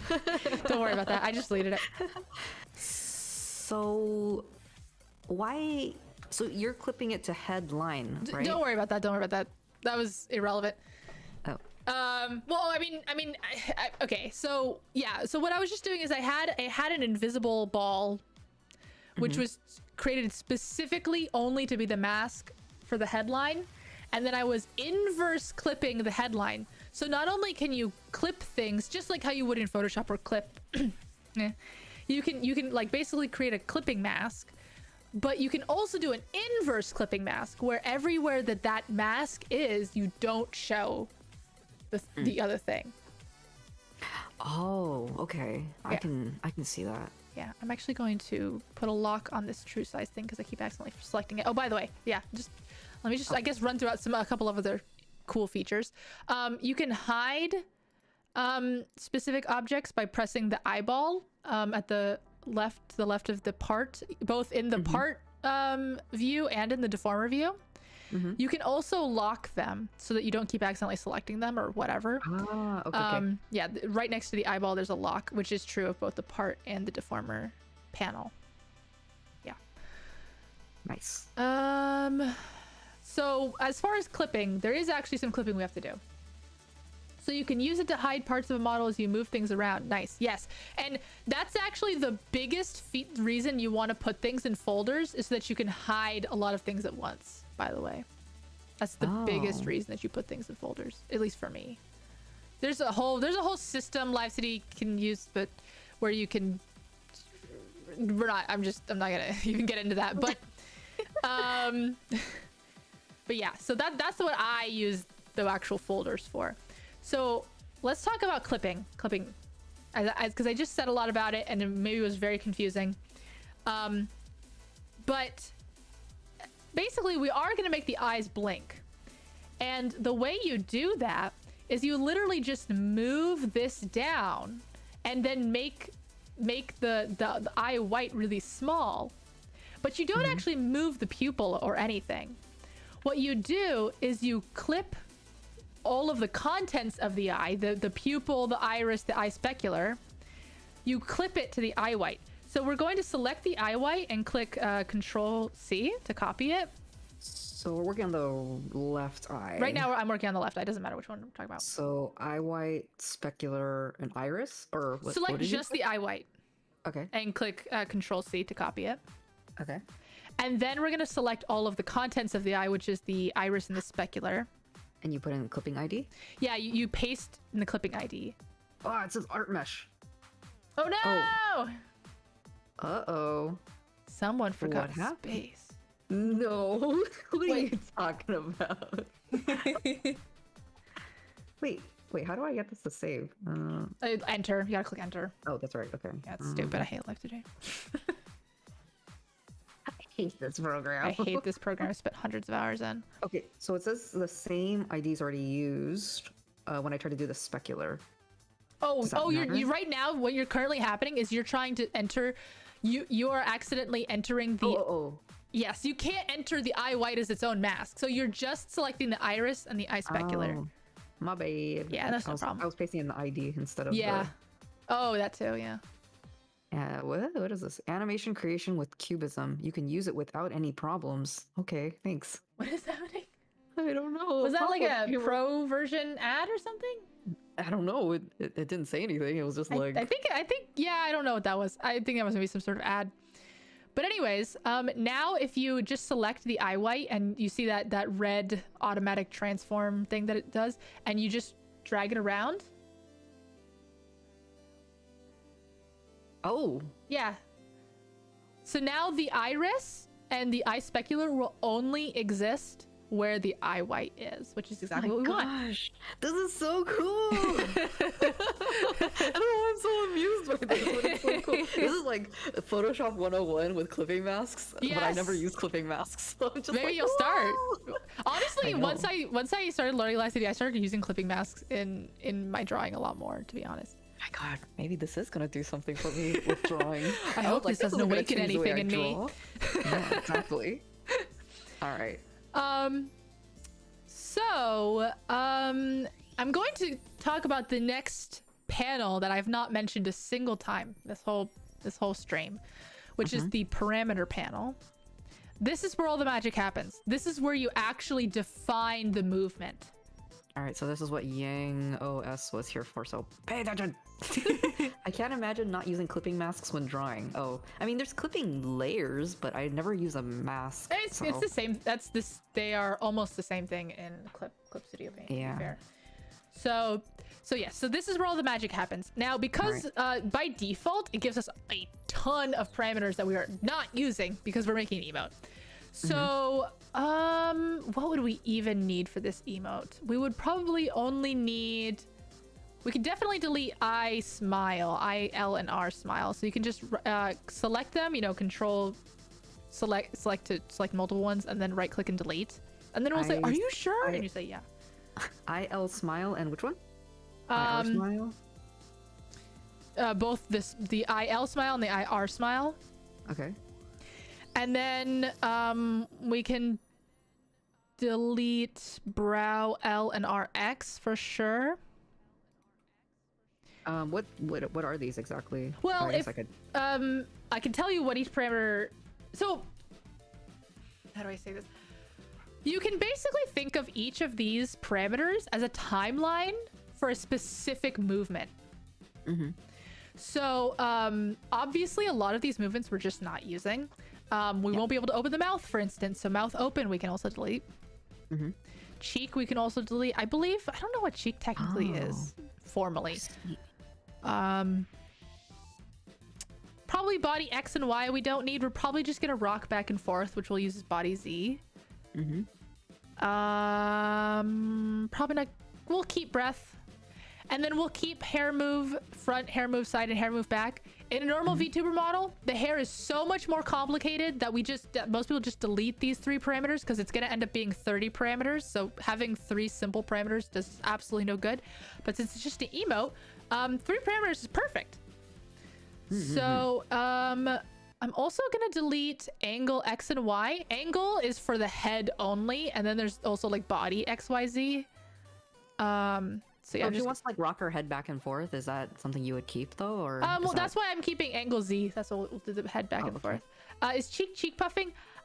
Okay, so these default parameters are here as like what Live2D, the company, thinks is like standard functionality, and I think that Live2D, the company, considers cheek is blushing. Oh, okay. So someone asked about that in my chat. So I don't know. It's random because I mean originally this is made for visual novels and like dating games and stuff. So there's your reasoning. Blushing, very important. Yes. I think we probably won't even use mouth form. I mean, honestly, we might not even use some of this stuff, but this is a good start. This is definitely not less than we need. So let's do something super okay. Oh no. Wait, oh no. Quick question. Yeah. Uh-oh. Yeah, sorry, I just had a realization. Go ahead. If you delete something by accident, can you bring it back, or you just make a new parameter, right? Yeah, you just create a new parameter. So these are just the default parameters, but I mean most of VTuber rigging comes from the parameters that we create ourselves. At the bottom of the parameter panel, you'll see a new parameter. You just name it, and then the ID is usually the same thing as the name but without spaces.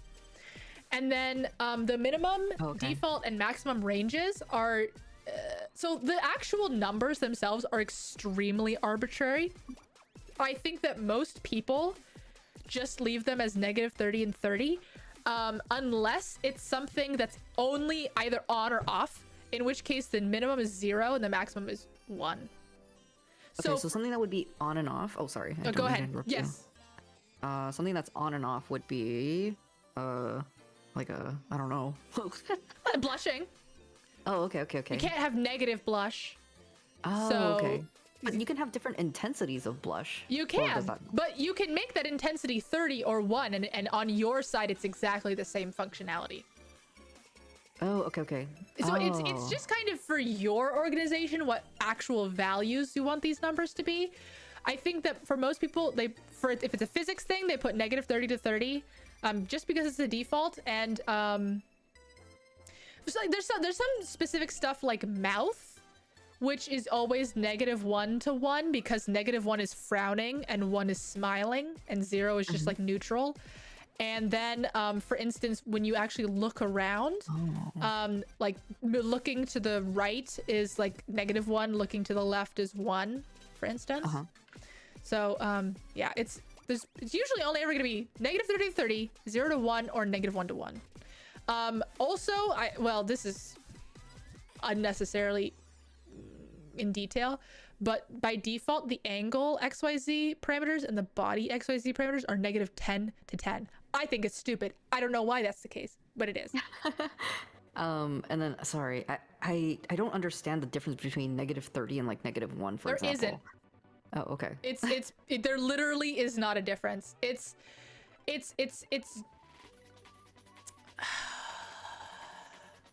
I'm trying to come up with a like synonym, a metaphor. It's really hard. It's arbitrary is what I'm trying to say. It's an arbitrary distinction of how many numbers are in between those 2 points, because ultimately it's just 2 points.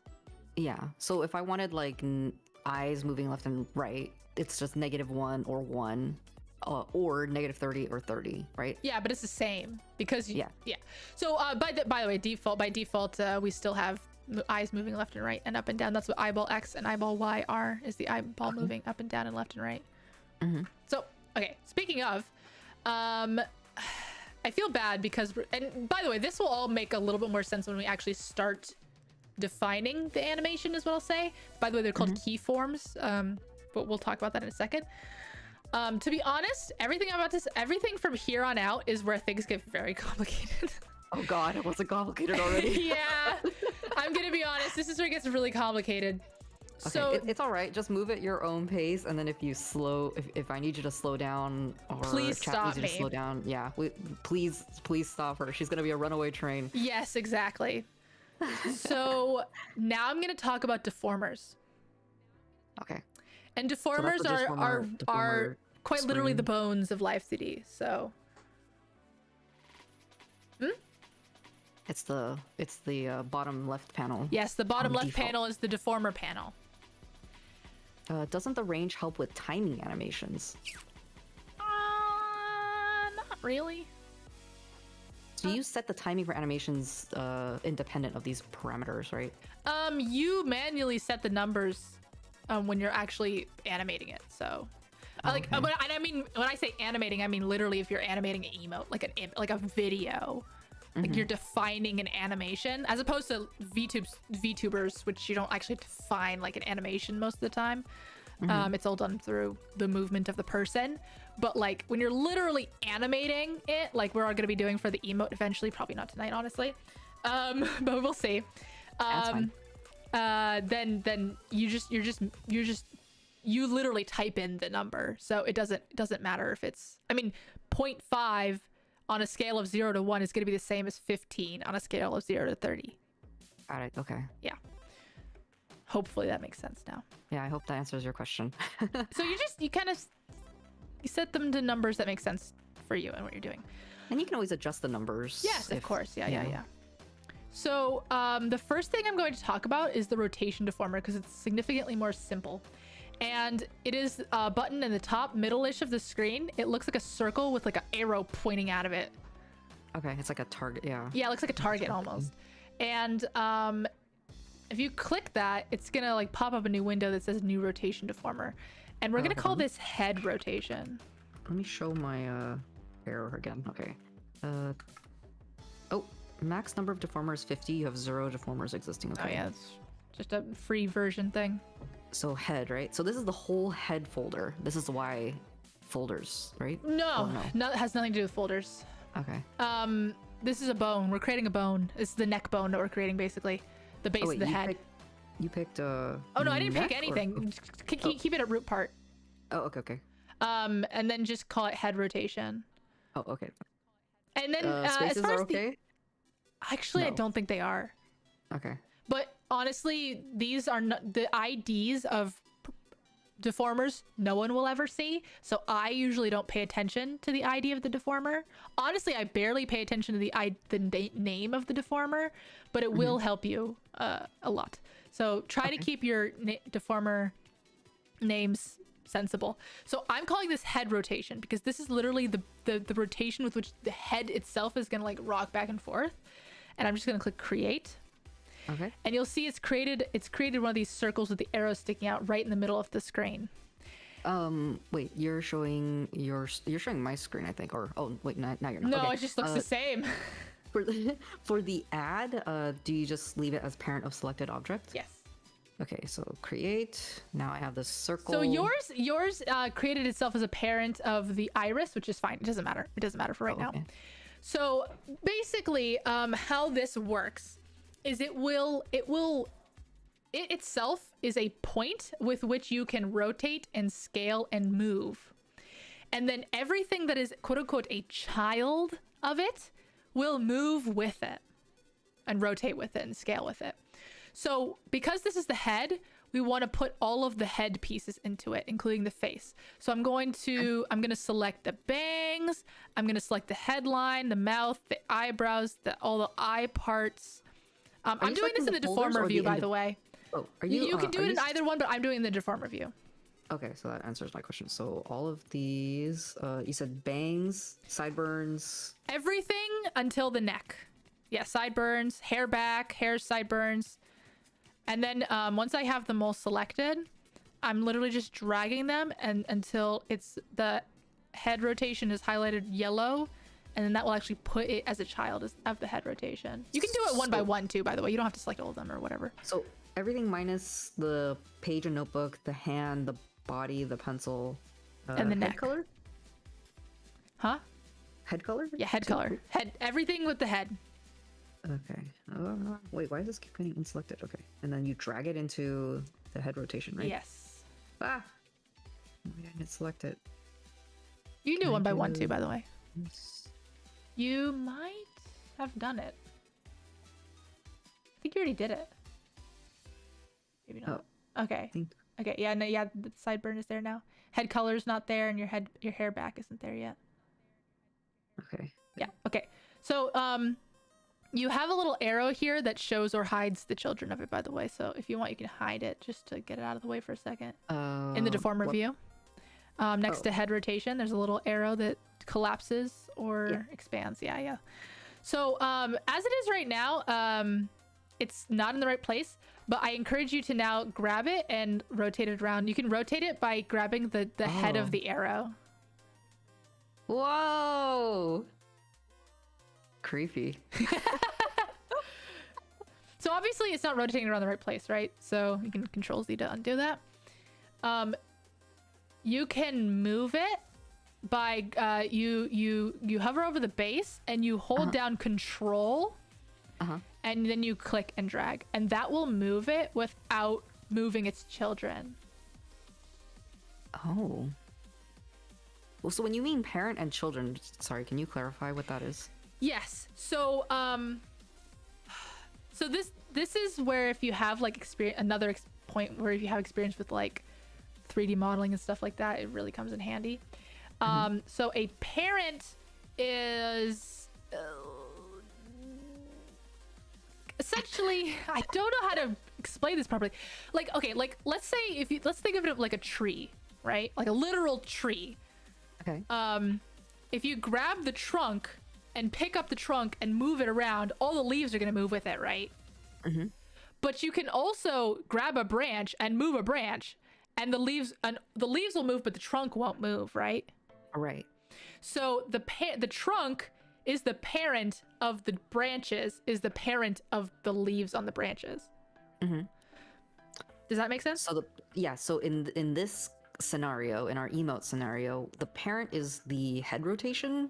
Currently, we have you can have many parents. I mean, in that sense, it is literally a tree. So we could have, for instance, one rotation. You could have one deformer that was the parent of like art meshes, and then in there we have a deformer that's the parent of another deformer, and blah blah blah blah blah blah blah.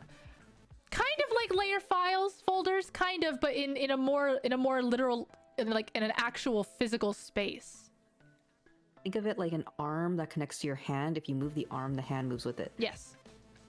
I understand, but you mentioned something about like when we moved the deformer, you're like, you can move the parent without affecting the children? Oh yeah, that was literally just like you holding Control and we're placing it in the right spot so that when we actually rotate this, it rotates around the right pivot point.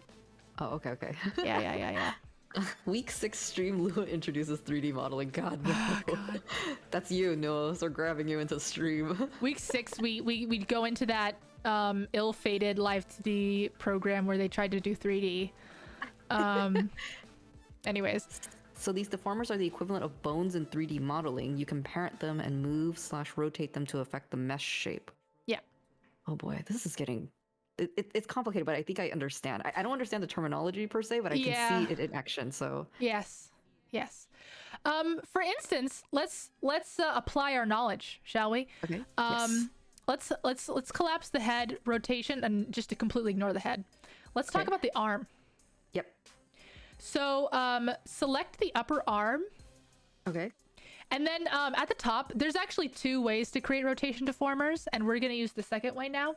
The way we did the first time, just created one in a completely random location, and then we had to move it and put it in the right spot. Now we're going to use the other tool, which is going to allow us to actually draw it on. So at the very top in the middle, there was the target with the arrow. Just to the right of it, there's 2 targets with arrows. So click that. And now we have the upper arm selected, right? Yes. So drag from the shoulder down just a little bit. Doesn't matter how far. Okay. I think you might have drawn it a little bit too high, but you'll see in a second. Okay. So now you'll see, if you rotate that, you'll see that the upper arm is rotating. Wait, my cursor is. Oh, not the go same back to as the arrow tool at the top. Oh. To the right, to the right. Everybody moves to the right. There you go. I think it's. Wait, what happened? I broke it. Just Control Z. Okay, so I think that's. Is that too high? It's technically a little high because the actual shoulder is pivoting around, like if you had. Let me hide the pencil. I see. Oh. Okay. I see what you mean. Okay. Yeah. This is what you meant. Yes. Like, you have yours at the very top of the shoulder when it should be maybe a little farther down. Yeah, but I mean, it doesn't matter. The whole thing about holding control and dragging is so you don't actually move this. It's so you move the anchor point and not the actual illustration. Exactly. Okay, now I'm back on board. All right, cool. So now I can move this by holding down control, and then now it like that, right? Yes. Okay, cool. And so now we're gonna do the same thing for the elbow. So we're gonna select the hand, the forearm, and then we're going to use the double arrow tool, and we're going to create a pivot point for the elbow. Got it. Perfect. Yep, perfect. And now we're going to take that elbow one we just made and drag. Oh, I deleted my shoulder one. One second. I don't know how that happened. And so we're going to take the elbow one we just made and drag it into the shoulder one. Oh, in the deformer panel. Oh, okay. So you drag the upper arm into the shoulder. You probably want to name them because I think right now they're called arm L rotation 1 and 2 or something. Okay. So I'm just gonna actually quickly name this elbow. Under the inspector, right? You can rename it there. Yes. Or shoulder. Shoulder. Yeah, I'm just gonna call it shoulder and elbow. And remember to click enter because Live2D is a piece of shit. Sorry. Also, we got a save track. So is this a good segue to learn how to we should save or file types or something? It's safe. It's safe. That's all there is to it. I'm just gonna save in whatever. Well, actually, let's see. Where should I put this? I'll put this in 2022. I'll just call this Live2D demo. Oh god, I'm gonna start using underscores everywhere. Actually, my fiance is a coder as well, a programmer, so I see underscores all the time. I just never buried that in my own brain. I'm so sorry for saying a swear word. It's okay. It's cozy, but we're still adults here. All right. Okay. Cool. Thank you for that save check redeem. Yes, good point. We had not saved once. Glad if we had a blackout right now, that'd be really unfortunate. Oh man. At least, if only one of us gets a blackout, the other person can send the save file. Yeah, exactly. And all of you guys can send us the save file. We both get a blackout, and that's when everyone realizes we live down the street from each other. Anyways, so did you rename them? Yeah, I called it elbow and shoulder. Perfect. And did you put the elbow as a child of the shoulder? No, so I dragged the elbow into the shoulder. Right? Yes. Perfect. Do I need to call it elbow rotation? No, it's fine. Just name it whatever you want. And then, then you can take the shoulder and rotate it, and you will understand the parent hierarchy relationship perhaps slightly better. Okay, so I just dragged this. Oh. Yo ho, a pirate's life for me. Exelius has kind of killed any hope of this stream being family friendly. That's very true. The moment I started streaming near Replicant, the whole family friendly thing got thrown out the window. Yeah. So yeah, Right, so now cool. you see that you can rotate the elbow and it's separate from the shoulder, but the shoulder, it will always move the elbow. Right. Yeah. Got it. Okay. And by the way, we want to make one more for the pencil, and I'm gonna put the pivot point at the hand because it makes sense that the pencil would rotate around the hand. So at the hand, okay, got it. Does it matter how far you drag it out? No. I guess that just No, shows not at all. how much rotation there would be. It's literally just a visual thing. Yeah. I don't even know why they do it. But anyways, yeah, so then we wanna make that one a child of the elbow. Yes. Oh, okay. This is called shoulder tuning. I'm gonna call this pencil. We got a comment. This looks so much simpler to understand than a full VTuber rigging. I'm glad, because I feel like full VTuber would have been a little much off the bat, but yeah, this is maybe like a good perhaps. intro. And we got another save check. We just saved. You're saved. All right. There you go. I saved again. There you go. Bam. So yes, do you understand rotation deformers? They're pretty straightforward. I do. Wait, my pencil is not in here because I'm a doo-doo head. All right. But you figured out how to fix it on your own. Genius. I did. It's so interesting. Like Live2D is very forgiving. It's software. Yes, it is. It's forgiving in a lot of ways, and it's punishing in others. Yeah. Let's talk about one of the punishing things. Oh boy. So in Live2D, there are two kinds of deformers. Rotation deformer is like a bone in literally any other software. There's another kind of deformer that is completely unique to Live2D, and this is called a warp deformer. And Okay. I feel like it might get confusing because of the way the warp deformer looks, but it still technically works exactly like how I just told you, where the children of it will control the movement of the children that are of the children of the warp deformer. Sorry. So, perfect example is this piece of paper here. So we're gonna create a warp deformer for this piece of paper. So select the piece of paper. Okay. And then up at the top, next to the arrow with the circle, there's one that looks like a flag or a net. Yeah. I'm gonna click that, and I'm gonna call it paper. And so there's a name, and as compared to the other one, the rotation deformer, we do kind of want to pay attention to these numbers here. Bezier divisions, we'll talk about that in a second. You can keep it 2-2. Number of conversion divisions. This will be how precise we can move things. Like, it's kind of like another layer of art mesh almost, where it's like it's the same thing as like the number of triangles. So if we were to make this number bigger, there'd be like way more triangles for us to play around with and move. But if we make it smaller, then we just move a lot more space at the same time. This will make sense in a second. We can just keep it as like 5. It's like grouping the polygons that we have on the actual mesh. It is actually. That's actually much better way than I would probably describe it. So click create. Okay. And so now you'll see that you have this green box. Yeah. Go ahead and drag around. Oh shoot! There's a hotkey I have set, and it's honestly, in my opinion, imperative that you set it because I use it literally constantly. And to be honest, because I didn't know about this, I was doing things wrong for a long time. So I'm just gonna quickly note. How do you set hotkeys again?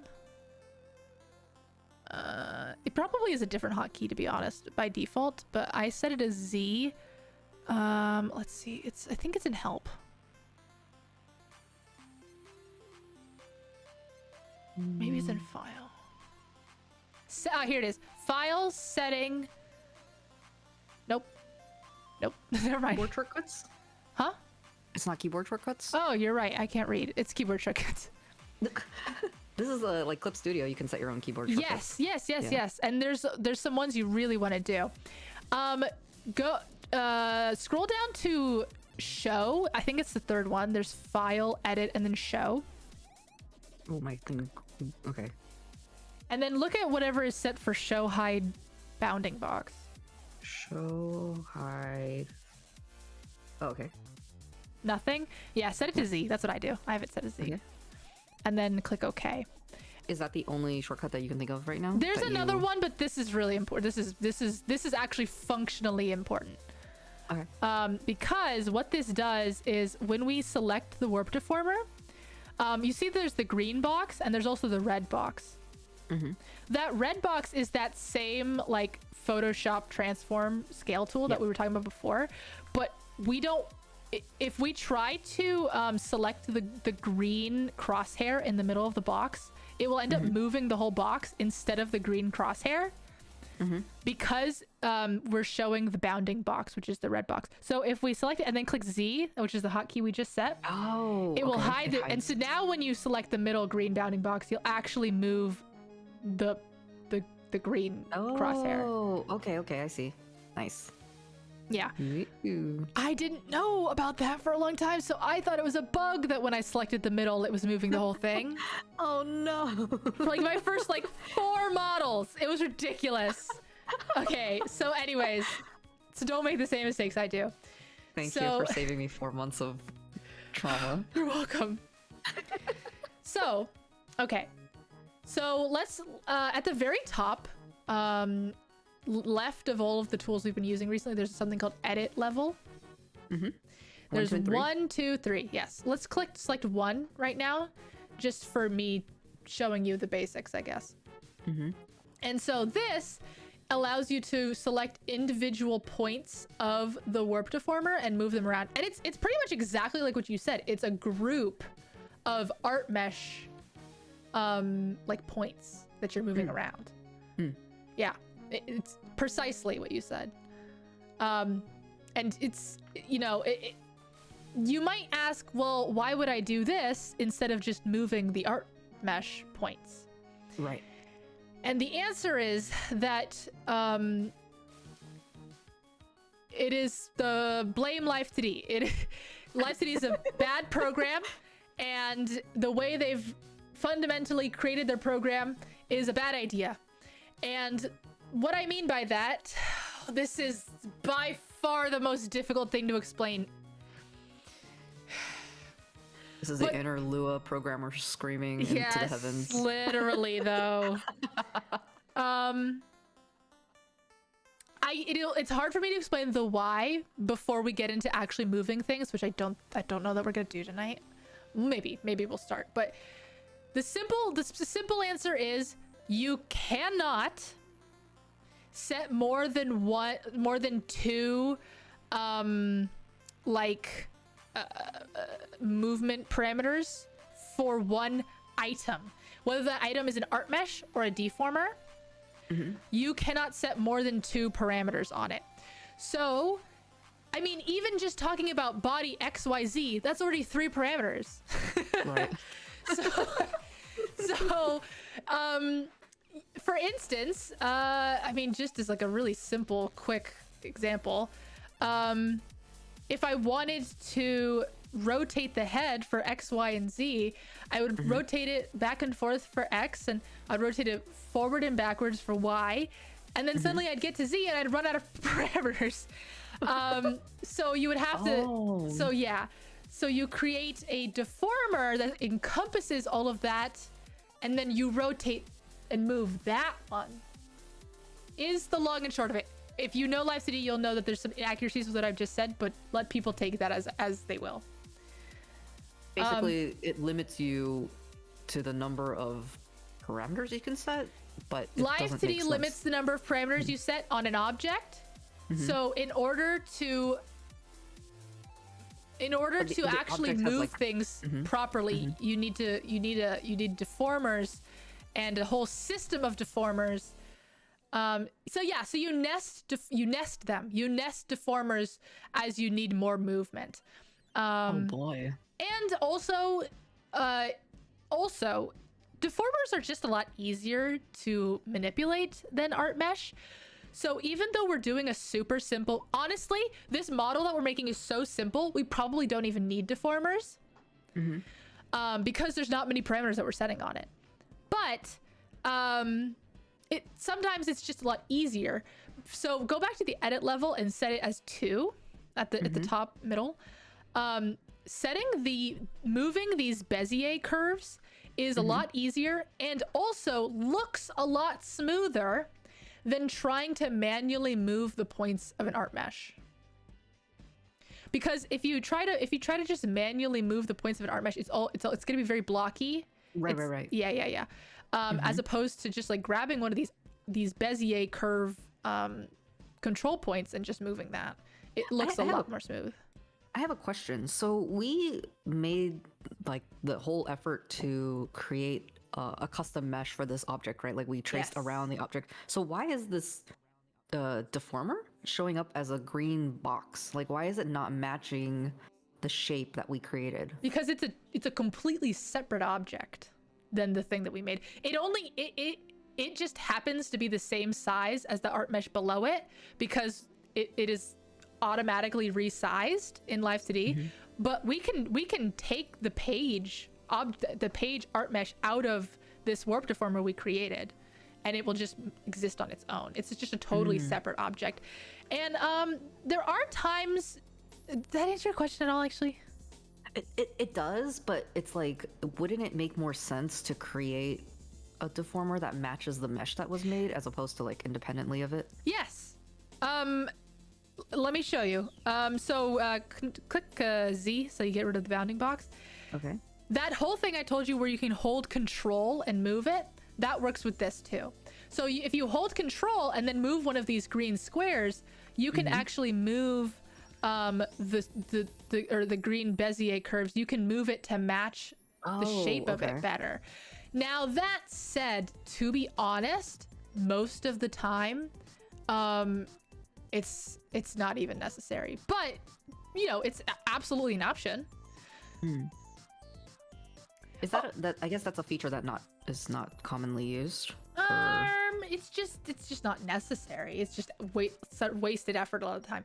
I will say that you're making it quite close to the edges of the art mesh, and my logic is that like the closer it is, the more accurate the movements would be. Not really true, weirdly. I mean, it kind of is true, but it is more problems than solutions. Because, and this is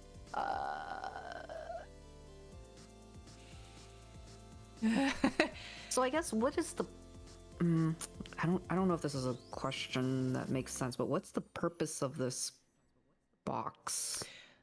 The thing I said where you can't set more than one parameter on an object. Okay. Yeah, that's the purpose of the box. Like I said, this page is just gonna be flapping back and forth. That's one parameter, so it's not really a great example. But if for instance we wanted the page flipping back and forth and up and down, that's probably the time we'd want a warp deformer. I will also say that it's also a lot easier to get smoother motion using a warp deformer than it is just manually moving the art mesh itself. So that's another reason people use warp deformers, even if they are doing very simple motion, which is why I've elected to use a warp deformer here. You can change the level of granularity that this warp deformer has. So by default, we set it as 5x5, and that's these actual gray boxes here. Yeah. These gray points. You can give it more, and at any point you can make it more or less. And in the inspector, here in the middle, on the leftish middle, you can see number of conversion divisions. You can set it to like 10 for each one, and you'll see that the number of boxes grows, and that means that you can actually move it, you know, with more granularity, and it'll be a lot smoother because the groups are smaller. Someone asked, pulling the points will be more harsher with the deformer closer to the art mesh. The problem with it being closer to the art mesh isn't that it'll be harsher or more precise. It's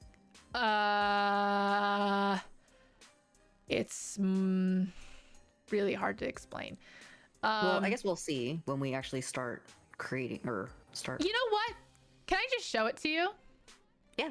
Okay. I'm just gonna what I'm doing right now. I don't want you to repeat. I'm just gonna show you. Okay. Also, I'm creating a new parameter. You have been talking a lot, so if you want to take a sip of whatever liquid you have on I your have desk. no liquid near me. I have to go grab some. Do you want to take a quick break, or are you okay? Actually, let me go grab some water super quickly. Okay. So, how is everyone enjoying this as Lua disappears? Feel like, are you guys learning? Like, are you guys able to pick this up? I feel like it's really, I feel like it's a lot of moving parts, but once you get the hang of it and you understand the functionality of each thing, I think it would make sense. I think it's right now we're kind of just diving in, so it's just like I have to remember what everything does. I have to rewatch this VOD like 5 times later. Yeah, it's definitely a lot of material, but I think it's Live2D seems to be a pretty complicated system. Welcome back. I'm back. Sorry. Welcome. No. Thank you for. I should always be thanking you. I feel like I always need to be like groveling at your feet for doing all this for us. Someone said it's like liquify tool in Photoshop. It is like the liquify tool in Photoshop. It's kind of similar to that. But actually, Photoshop itself has a warp tool. It's exactly like the warp tool. Oh, sorry, I'm opening up Reese's Pieces right now.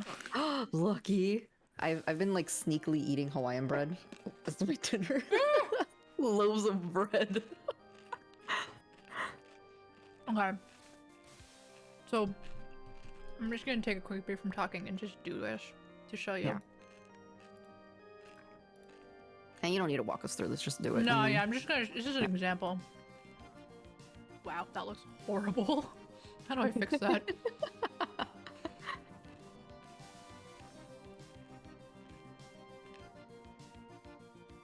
So is all of this kind of second nature to you, or are you still doing guess and check these days with your own things? Because everything's custom per model, right?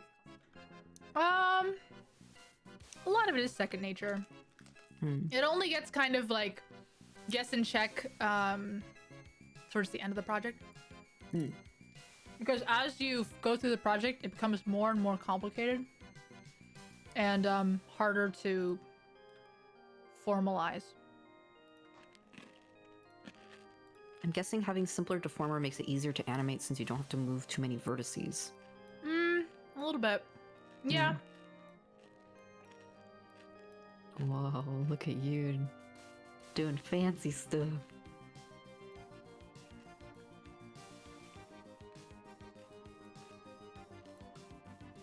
It's like I can't figure out if this program is like 2D based or 3D based. I feel like it's more 3D based. It's like if you threw 3D model into Photoshop. I mean, it is 2D based. Yeah, but it seems like a lot of it is based around 3D animation. I think that parent-child hierarchies exist in a lot of spaces. I'm familiar with 3D animation. So, I mean, even a paper doll has a parent-child hierarchy.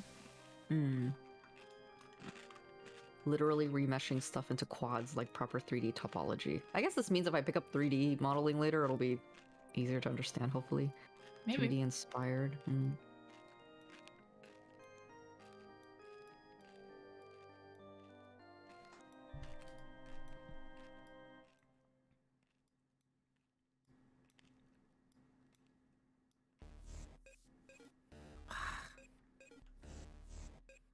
Freaking Live2D. Okay. Almost.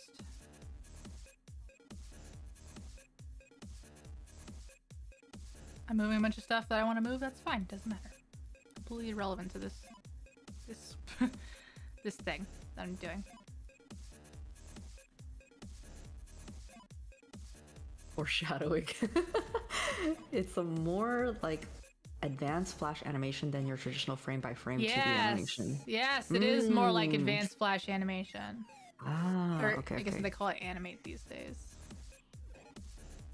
Actually, what's it called?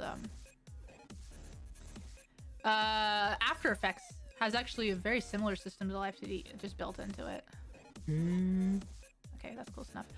Okay, I'm going to explain to you why you don't usually make the deformer super close to the art mesh. Okay. And in general, the thing I'm about to explain to you is the hardest part to get used to and plan for when you're doing Live2D, because this thing I'm about to explain is like it's an order of operations thing essentially.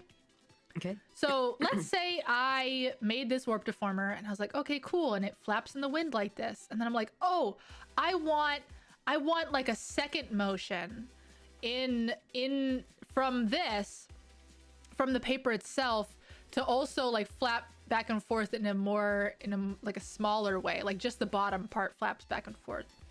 So I go in and I make it animate so the paper flies back and forth. Do you see what's happening right here? The paper is flying out of the warp deformer. Oh, okay. If the paper flies out of the warp deformer, Live2D has absolutely no idea how to deal with it, and 90% of the time these points will just fly off into the distance.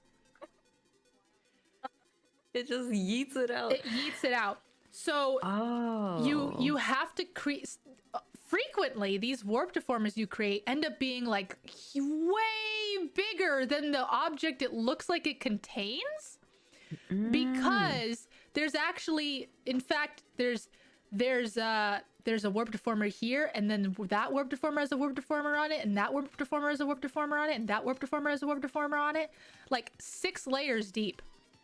Oh. And you need to account for the motion of each of these warp deformers down, down, down, down, down. So it's basically like I guess it's a net that it's like the border of the full animation. Like it can't exceed that border. So because things move around a lot, it tends to just grow bigger. Yes. So like if you only had the paper fluttering to the left side, for example, then it doesn't really matter how far or close the right side of that mesh is. For like example's sake, like obviously you would just keep it as large as you could, but it even actually comes out here. Oh. I see. You gotta account for nested deformers when sizing your parent deformers. Yes. Yes. And you can completely sidestep the problem by attempting is the primary word there, to doing like your smallest motion, like literally working from the smallest deformer out. But it is basically impossible to do. Sorry, these Reese's Pieces. Once I start, I can't stop. That's Pringles. Once you pop, the fun don't stop. What's Reese's? It's like you can never have just one, or I forgot. I forgot what Reese's motto is. I have no idea. I don't think it has one. I feel like it does, but I don't know. Anyway, I haven't had Reese's in a long time. I only have it in Halloween. I have Reese's for every holiday. Oh my god. That's my favorite candy. Reese's. Oh. Good to know. Okay. I'm gonna put that to the side. My mom sends me an Easter basket of all the different Reese's Easter shapes. The eggs, and even the bunny all that's Reese's? just filled with peanut butter. All of them. And then like a bunch of mini Reese's. Anyways, probably not this year because they're all on a diet. I googled it. It says there's no wrong way to eat a Reese's. Oh yeah, that is it. That's right. Yeah. Okay. Wait, is Reese's Pieces the hard shell one? Yeah, or... it's just an M&M, but instead of chocolate inside, it's peanut butter. Ah, I'm gonna go to Target and get some now. Anyways, I'm gonna delete these. So yeah, that thing about the deformers, yeah, that's extremely important and very difficult to. Reese's Puffs.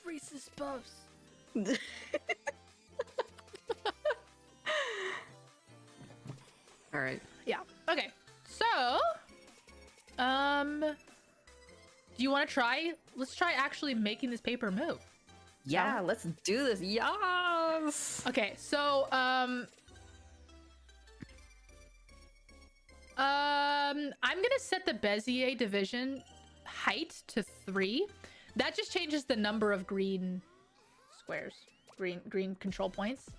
And I'm doing that because we don't want the hand to move. So we want a Bezier point in between what we're actually moving and the hand.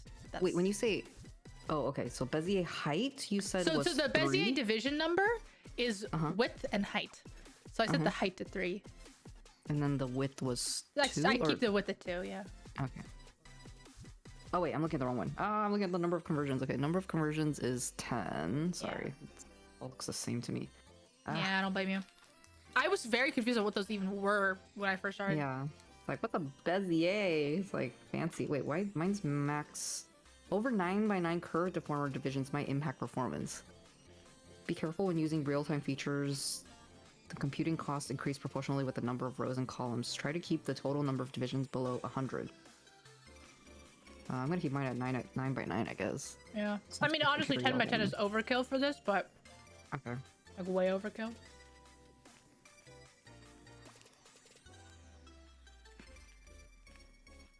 All right. Now what?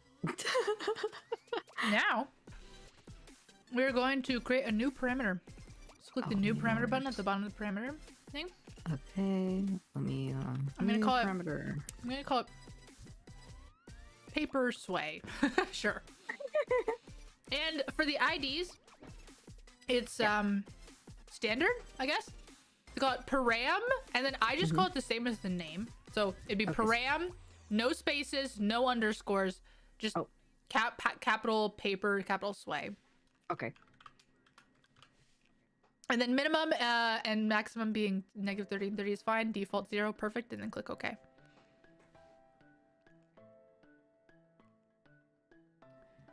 you get it? Yep. Cool. So now we make sure that we have the warp deformer of the paper selected, and then we select the paper sway parameter. It'll be gray if you select it. Yeah. And then at the top of the parameter panel, there's a few buttons here. And these just basically automatically create keyforms in certain places. Keyforms are the position. Basically, we are defining what the shape is at that number, is what that is. So the one on the far left creates a keyform on the far ends of the parameter. So in this case, it would be -30 and 30.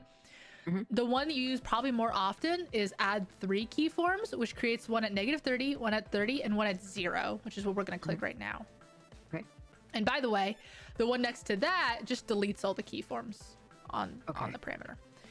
And then honestly, the one next to it I'd never use. Okay. And then don't worry about the last button. So, okay. So now we see on our paper sway, we have 3 green dots that we can scroll through, and it'll change the number on the far right. Yeah. That is like the value that we're looking at on the screen. So if I just put it at 30, then we'd be looking at the value 30, which of course we haven't set yet, so it doesn't look like anything. So drag it over to so that the value is 30, and then move one of the Bezier curves. Just move it. We'll change it later, but Okay. and then go back and drag through your keyform and see the movement. Okay. So are you kind of getting the idea here? Yeah. So go to 30 and move the paper to the right, or flip it however you want it to look on the right. And then we'll talk after that. Wait, so you're doing -30 and 30, right? Well, I'm doing 30 right now, only 30 right now. Oh, okay. We'll talk about I see. -30 in a second. Oh, okay, so I'm just finagling it. And then you can just drag back and forth to make sure that the actual movement looks okay. And you're like, oh no, it's changing shape. It's gaining and losing volume. So what happens if I'm exceeding the red box? The red box is irrelevant. The red box is just okay. it just traces the outline of the green box. Oh, and I can press Z to get rid of it. Okay, got it. Yeah, it's just a default transform. Like it's just like the Photoshop transform box. It's not an actual deformer or anything. Oh, this is trippy. Yeah, it is. Oh. Huh. Tell me when you're done. I think that's good enough. Man, I would like poke this forever. This is dangerous. Okay. Oh, yours looks so good. I'm so bad at this. What? I'm a horrible Live2D rigger. I'm literally your first parameter. It looks so much better than mine. I think maybe I just understand my drawing. Yeah, that's true. You're an actual artist. I'm a fake artist. No, I didn't mean it like that. So now we can drag to -30 and, you know, do the opposite. How do I prevent the hand from moving? You see how the hand's like twitching? Yeah, we can talk about that in a minute. Okay. Okay, so... Ooh, I see. So remember how we were talking about like the coattails flipping up? Yep. So if I wanted the page to flip up, I can... Can I do that? I mean, you can, yeah. Wonder if I could make that look good. Yeah. How do the points not like intersect with each other? It's so crazy. They like do. I know, but it's like it always knows what I'm wanting to actually pick. Oh, that. Yeah. Just good at aiming your mouse. Wow. 2 compliments today. Yeah. You know what this reminds me of? Oddly enough, it's like Okami. I don't know why. It's like I feel like it warps the line art. Yeah. To be like this, I don't know. Yeah, no, I totally know what you mean. That might be too much. This is interesting. So your gears turning. I'm so amused right now. This is you're getting hooked. You're getting hooked on Live2D. You won't even need me. No, I will need you. This is too complex. It's a lot, but I can see like the foundations of how this works. Yeah. Meh.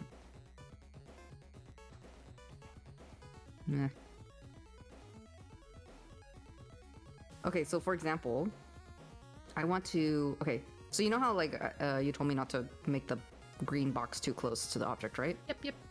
So now, like this corner of the page, I can't move it very far because it's so far from the box. Is there a way I can... Ooh, sorry. Go to the edit level and change it back to 1. Okay. And now you can move those individual grades. Oh. Ooh. I see. Also, actually, this is a good chance for me to give you another tip. So a very, very common workflow for Live2D.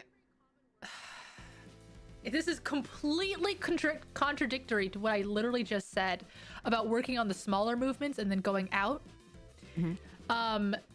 But usually what you actually do is for instance, you do the big movement, which is what we're doing now, and then you can actually select the art mesh and also give it the paper sway parameter. So like if you select the art mesh, the actual paper art mesh, and then you select the paper sway parameter and then the three dots.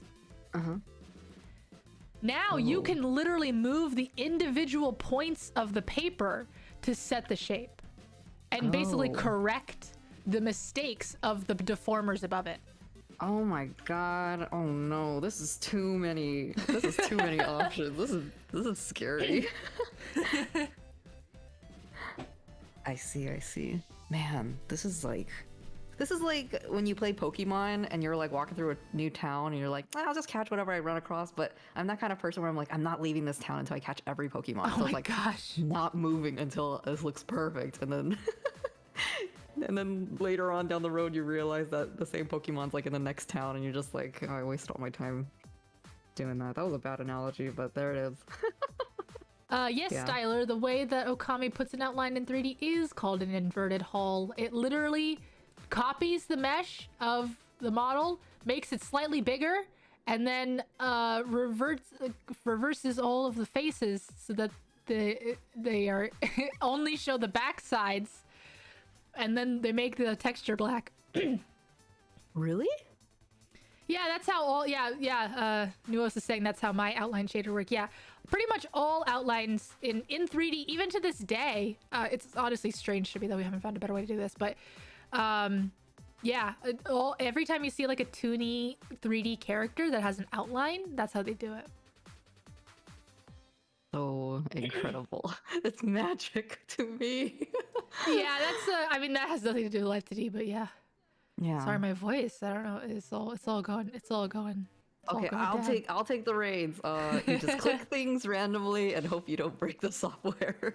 I want to see. Right. I want to see if you can. I've honestly given you everything you need to know. So I want to see. You take your next steps. What about the eyes? Well, what about the eyes? And okay.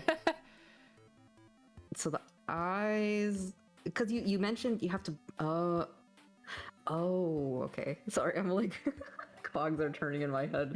So if you, I firmly believe people don't actually learn until they actually have to do the thing themselves. So that's why I'm always like, okay, now do it.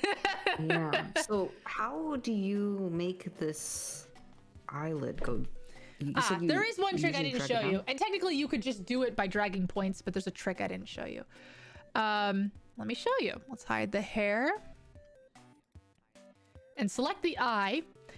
And there's this extremely... Okay, so basically from here on... I've given you all of the basics of Live2D, by the way, at this point. You know how to do it all.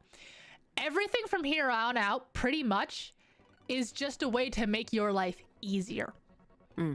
So there's a few different ways that you can actually move points, both on a warp deformer and an art mesh. They work exactly the same way. And they're all at the top right. They're all these top right buttons. So you have the selector, which obviously just lets you move a single point. You have the lasso tool, which allows you to grab a bunch of points, you know, normally. Then you have a little brush tool that lets you like select a gradient of points, essentially. Which I don't really use very often, to be honest. I'm gonna show you the deform path edit in last. But then this other one here is the deform brush tool, which is my favorite tool, which just lets you grab pieces and move them like a bunch. I think it's the most intuitive way to do anything. How do you make the brush bigger? Oh, hold B and drag up and down. Hold B. Oh god. Hold B and then like click and drag on the screen up and down. Oh, okay. I see. Oh, okay. Yeah, and then just literally click and drag the yeah. Got it. Okay.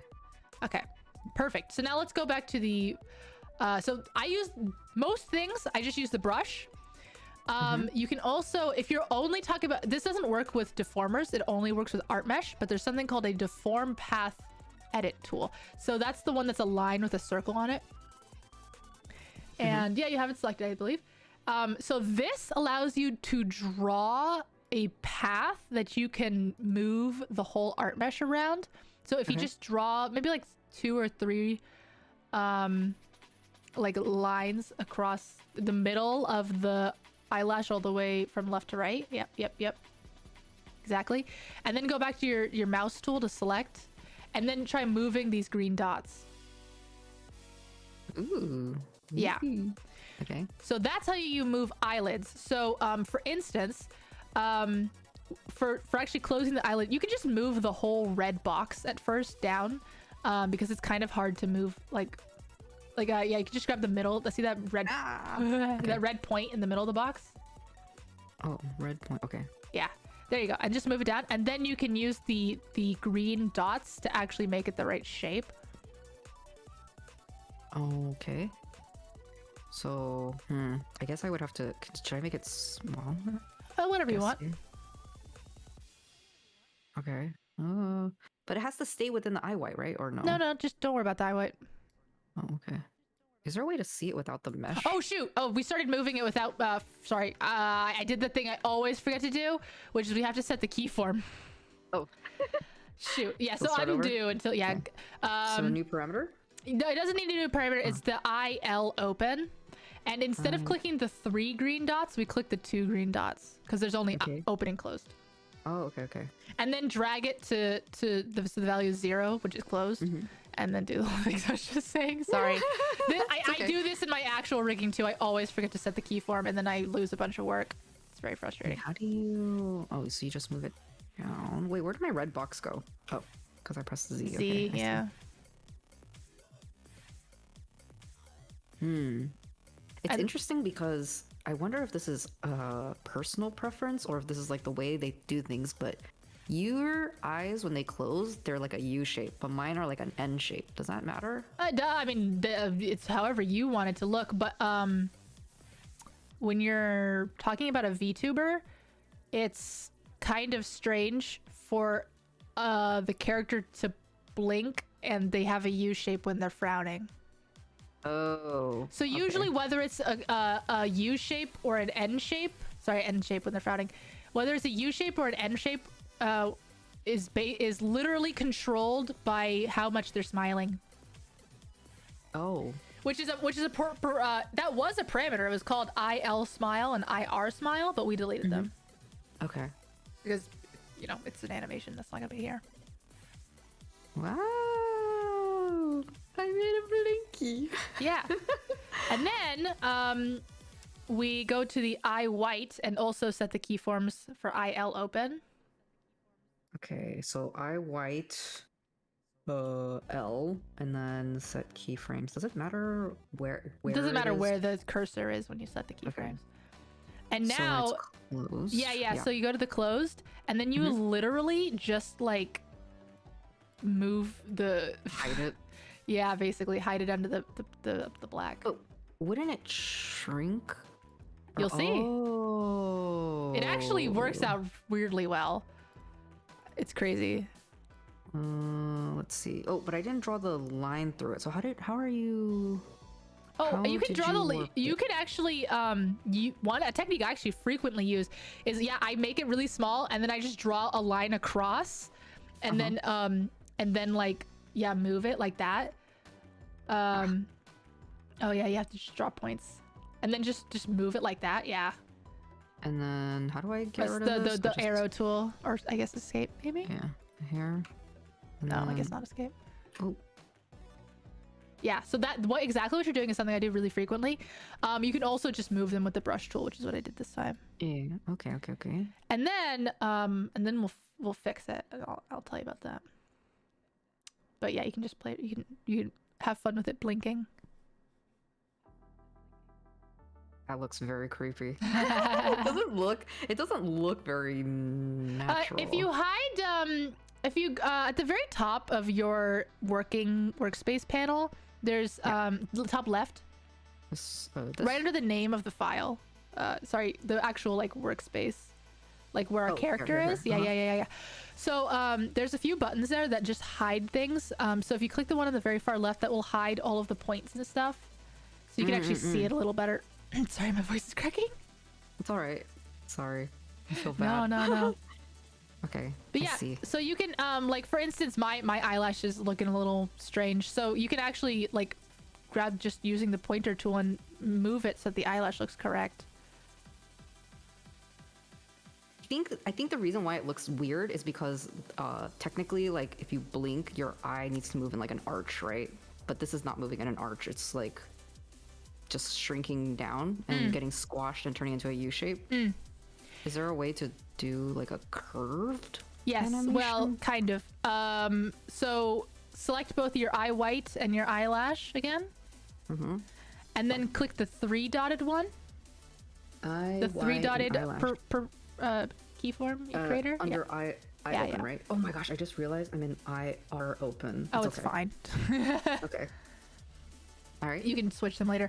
Now, if you click the middle one, you can go and set it what it looks like in the middle, and try to make it like the arched way that you want. Oh dear. Oh, okay. I see. Okay.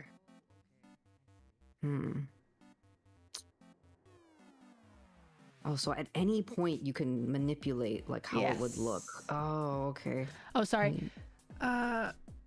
Oh yeah, question, unless I missed it, I apologize. When you close the eyes, it's not just a layer of skin color that hides the eyes. No, it's not there's no skin here. What happens is the iris, the like actual color of the eye, is clipped to the eye white, so it will only show where there's eye white showing.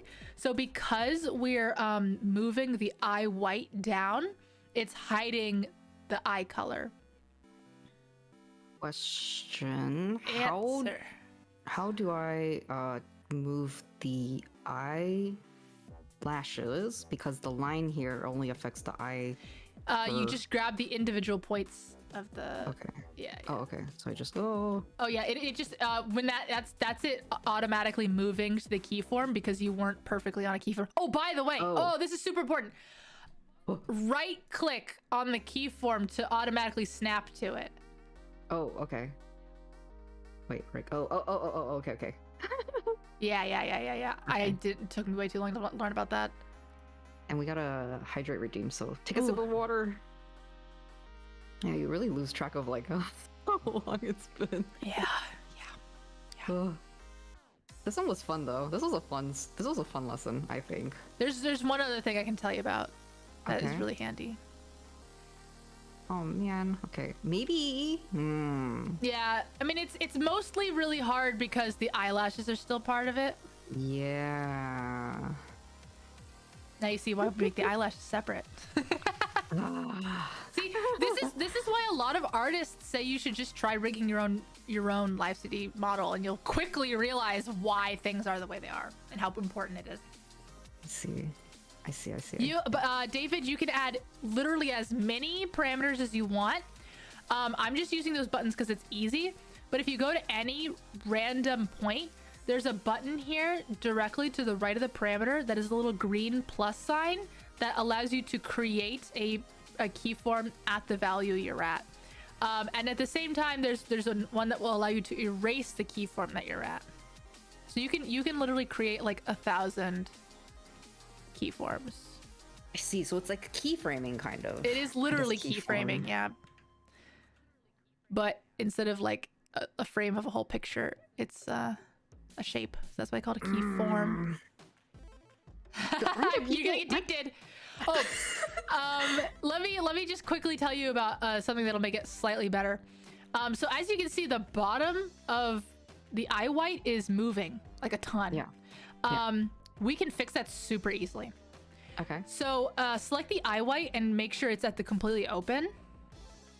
Okay. Eye white completely open. Okay. And then grab your lasso tool and select like the whole bottom of the eye white that was moving that you didn't want it to move. Like this? Yeah, that's good. Uh-huh. Now click Control Shift C. Okay. And then go to the middle one. The middle keyform, sorry, the middle keyform. Or this one? The middle of the IL open. Yeah, go to the middle one. Right click on it. Now click Control Shift V. Okay, Control. Oh, I see what you're doing. Yeah, so when you say Control Shift, you can copy and paste the positions of shapes and stuff. And even, you know what's even cooler? You can actually like paste it in a percentage, which is called a blend shape, or a blend, not blend shape, sorry, a blend edit. So for instance, I'm just gonna like do this to show you how it works. So let's say I move this literally way over here. Okay. You can see my screen, right? Yeah. Okay. So I'm going to I have the whole art mesh selected, just by having the art mesh selected. And I'm going to say Control Shift C. So it's copied the whole shape of this thing. And I'm going to go here where it's like, it's, back at the eye. If you go to edit, no, it's not edit. Ooh. Modeling, edit shape, blend shape. It will allow you to, shoot, I guess I only had 1 point selected. Wait, 1 second.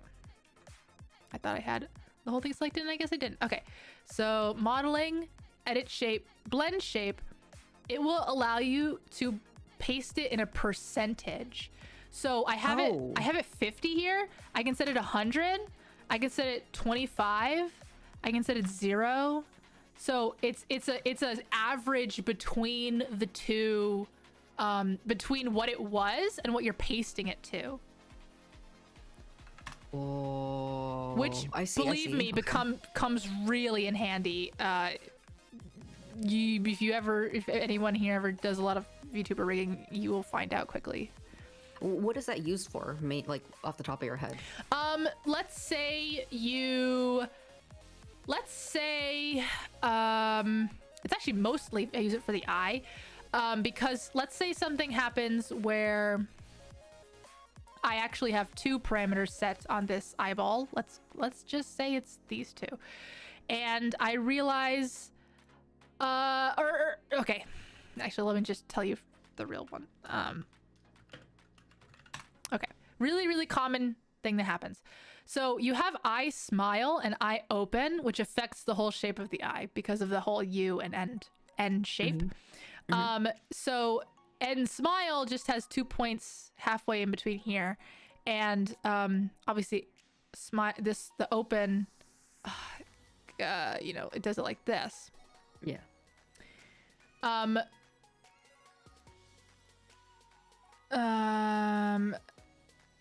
Sorry.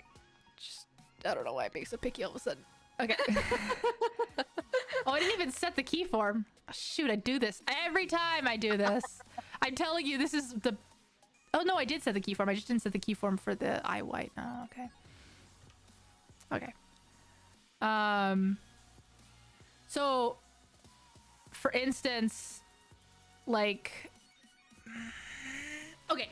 Let's say I created a new keyform here in the middle, but I didn't want to recreate all the work from like between open and closed. I would just like close the eye, and then I would go to open and I would paste it 50%. Like, there's an example, essentially. Does that make any sense? Well, what's the point in adding that middle point if it's Oh, because there was like a specific... Oh, like let's say... You needed to add that middle point because you wanted to add a correction to the eyelash, but of course the maybe like the rest of the eyelash or something is just normal. So you just like, oh, it's so hard to explain, but it does come in handy. I'm sorry, I failed. It's okay.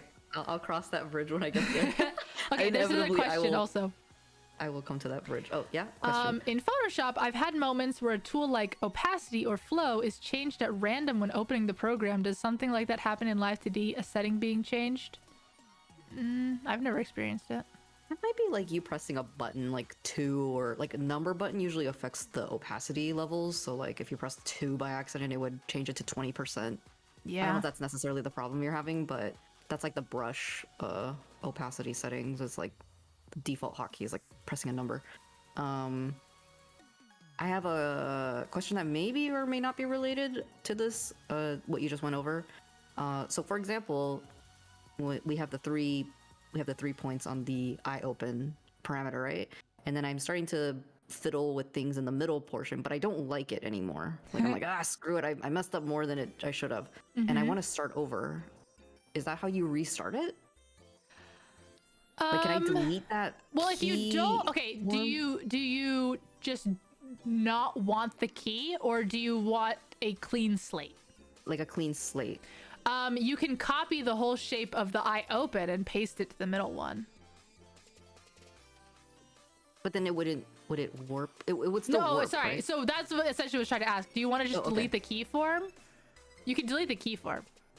I wanted to like go back to how it looked before I started touching it. So whatever form it looked like in the middle keyform. Right. Yeah. So we want to delete the keyform. Yeah. So select the eye white and the eyelash, and then go to that middle point in the parameter. Oh, let me do that with you. So as they're open, right? Or as they're it doesn't matter. I'm just you're selecting them. So eye white and eyelash. Yeah. Okay. And then on the parameter, you have to go to that point that you want to delete. right Okay. click it, and then you'll if you click, sometimes it doesn't show up, which is really stupid, but if you click on the number, if it's not showing up, there's like a on the yep, that's it. Delete keyform. Oh, okay. Oh, that's it? It should have deleted it for both of them. Yes. Yeah. Yep. There So you go. how would I, or can I add it back? Yeah, you can just go type in 0.5 Oh. and then click a. Oh, okay. Yeah. I see. I see. I see. Man, I'm trying to think of how I can animate this properly so that it looks so it's moving in a 3D way, but those darn eyelashes. Yeah, this is why we spend so much time cutting parts apart. This is exactly why. I see. Okay, so kind of a summary of the parameter system, because this seems to be like the meat and bones of the whole Live2D, Yes. because this is where the animation magic is. So pretend we're doing a head rotation, right? Yes. And a head rotation includes a lot of things. Includes the face, includes hair sometimes. Yes. And it includes the actual head itself. So when you want to create a head rotation, do you just set like multiple keyforms at like one point, and then you, like, for example, you have head parameter, and then how do you move the hair and the eyes and the head and the headline and all that stuff along with each other into one movement? Does that question make sense? I think it makes sense. I think I see what you're saying. I'll show you. I'll show you on this little chibi. So common, really common, and this is what I do too. Everything on the face, all the features, will be its own warp deformer, and I call it face XY. I think that's pretty normal. I think that's a perfectly normal thing. I'm just going to rotate it because the face is, rotated. But obviously, 99% VTuber models, that's not the case. Then, as a parent of the face, but also a parent of the actual head, like the headline and head color, I'm going to create another deformer, and so I'm going to call head XY.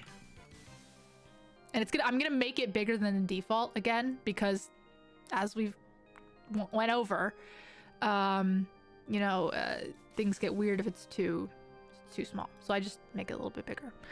And then, separate from those, I'm gonna make all the sideburn and all the bangs their own. And I'm just gonna call this like bangs XY. There we go. Why can I not see it? Oh, because it's in the folder that's hidden. There we go. Make it a little bit bigger. I forgot she had bangs. Yeah, it honestly looks really normal. Like it's pulled back into like a cute little like whatever. Yeah. Okay, so I'm gonna hide the hair, and let's say I'm trying to like make her head turn left and right, and I'm just gonna use the angle Z parameter because I'm lazy. So we literally just select all three of those deformers that I just made and set the parameter on them, and then we move them separately. So first of all, the head is already a parent of the face, right? Right. So we have to when we move the head, the face is gonna move with it, and it's gonna look really weird. And we're just gonna have to deal with that. Actually, when I created this, it was not in an ideal position. We usually want for the head and face parameter deformers, you want the middle of it to be at the chin. Is there a reason why you're rotating it slightly? To make it follow the middle of the head. Oh. Because she's looking down a little bit, I assume, right? She's looking down a little bit? Okay. Yeah. Okay. So, just gonna make her... Oh, sorry, Live2Ds are lagging really bad. Okay, there you go. And obviously this is not gonna work quite right because, Yeah, we're missing like all the parameters. her head is turned. Oh, yeah. But, let me add another.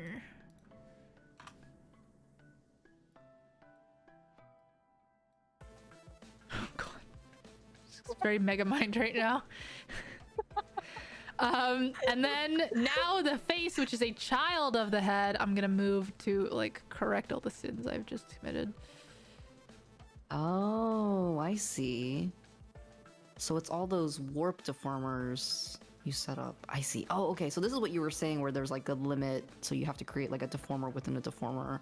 Kind of, except that I'm actually working on the same parameter for both of these. Oh.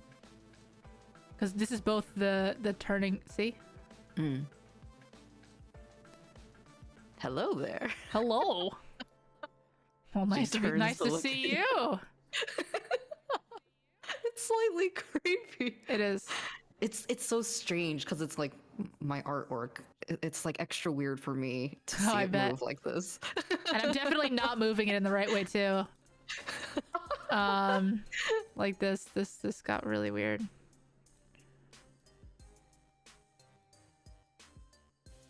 Yeah, it's slightly better. Question mark. And then obviously, if I unhide the hair, you will quickly remember that I haven't done anything with the hair yet. Yeah. So now separately, completely separately, the hair needs to move. Oh my god. This is like trippy. I'm obviously not doing a good job, but no, it's fine. You're seeing what's happening. You're seeing how it's all set up. Wow. Like even if it's not the greatest animation, like just seeing it move really is mind-blowing. I hope this novelty never wears off. I hope it's always like, wow, look, it's moving. That's cool. Yeah, anyways. That's so cool. Dude, you took a 3/4 turn looking down and you made her look up. Did wow, I? Look at that sausage get made. No, this is like you know a Food Network used to have this show called like what is it, Unwrapped or something? I literally just talked about Unwrapped yesterday and no one knew what I was talking about. What? It's literally they walk you through like the food the food factories. I almost got a copyright claim on my stream yesterday because I was trying to play the show. Literally talked about Unwrapped for like 30 minutes yesterday. Was it with Alton Brown? It wasn't originally. No, with it's Alton Mark Brown. Summers. Oh my god! Why do Again, you know I only that? know this because I looked all of this up yesterday. It's like it's not like peeking behind the curtain at Wizard of Oz. This is like unlocking some real magic stuff. I think it's so cool. You found some runes in a cave. There you go. But the answer, I believe your question was like, how do you get the parameters? Like, how do you get all the deformers and stuff to line up with each other? And the answer is manually. Oh. A lot of hard work. And this is why it takes. This is why we get paid the big weeks, bucks. Months. Dude, you guys are seriously magic workers, though. This is like nothing compared to, I think, what an illustrator does. I don't know. I think that illustration is its own battle. It's its own battle for sure. That's true. Oh man. And how long have you been doing this? I guess at this point, almost a year and a half-ish. Wow. Yeah, almost exactly a year and a half, actually. Happy I'm year still and a not half particularly anniversary. good, but I think I'm getting better. Nah, man. I don't know if I'm just easily impressed, but I think it looks great. Well, not this model. I mean, your model's adorable, but my movement is pretty sus. You're gonna come out of this course a better Live 2D rigger than I am. I don't think so. I think after a year and a half, maybe I'll get to where you are, but I don't think I'll ever. Wait, half that time, quarter that time. It's okay. I'll give you drawing lessons. Let's go. Oh god. Will be a force to be reckoned with. Yeah. Okay. Cool. So I get the basics. I guess it's a little bit past the max streaming hours, but oh yes, thank you for teaching us, Lua. No problem. She withers away into a pile of dust. Kronko, thank you for the follow. Appreciate it. Yeah, I think this is a. Oh, here's the meme content that we sign up for with Lua. And also, just real quick, if you guys remember this, holy crap! Crone Co rated me with a party of 71 people. That's the most people I've ever had in my chat. Hello, Crone. Sorry, I don't mean to interrupt your stream. Welcome, Raiders. Oh my gosh, wait, Crone, let me give you a shout out. Wait, where's my VODs? Carabellos, thank you for the follow. Yeah, we are just actually wrapping up a Live2D lesson, but Yeah. and Lua's like on her last limbs, It's but okay, yes, I all can the keep credit. going. I don't think so. All the credit goes to Lua and her big brain with lots of wrinkles. There's her stream live right now on YouTube. Please go there, give her channel a subscribe. I was teaching everyone how to use Live2D. I've never had 70 people. But yeah, let me give a shout out to Crone real quick. Mods, you're not doing your job. Where the hell are the mods? Is this gonna work? What? Ooh. Ooh, Oh, there it is. very adorable. Cute. Are you a PNG tuber or a Live2D tuber? That's so adorable. It's the question of the day, isn't it? PNG Yeah. versus Live2D. They're both winners in my eyes. Of course. But yeah, I think. Of course, I'm neither today. I just remembered. Oh, I had my face completely out of frame. I was so tired. I was like laying back in my chair. I kind of want to. Well, I mean, this is for next time. Or actually, I guess we should talk about what's going on next time. In the stream. So today we pretty much wrapped up the basics. I want to see you actually animate with this. I will do that after this, after I let you go, and you can watch me struggle for an hour or so. But yeah, so today we wrapped up a basic functions of Live2D, learning the parameters and all that stuff. Literally like opening the program for the first time and literally downloading the program and opening it for the first time. I was teaching Belinda how to do it. Yeah. Oh boy, it's a lot of information. I was kind of hoping I could hop on the VOD and like rewatch things before I humiliate myself. But or I can just watch you and then you just answer a question. I'm just silent the rest of the time. You'd be like, "You fool! I just taught you this 5 minutes ago." And I'm like, "It's fine. It's fine." I mean, you want to leave your stream up running, or do you want to shut it off, or? Yeah, maybe everyone in my stream just go over to Belinda's. This is where we'll continue the party. Okay, but wait, before you go. Wait, there's more. But wait. So since we handled the basic functions of Live2D, what do you want to talk about next week? Oh, and I guess, sorry, we should introduce ourselves to everyone. I'm Belinda. I do illustration, and I'm trying to learn how to use Live2D so I can become a real girl. And I have a Live2D model in the works, but she's gonna take a while. Her base is down. Let me just show everybody who And I'm gonna rig it. New. Yes, and Lua is my rigger. All the brain wrinkles are coming from her side of the world. So this is Belinda's first time drawing a VTuber, so that's what she's learning.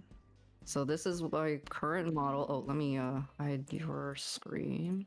So this is my model of my OC Belinda, which is appropriately named. Thank you.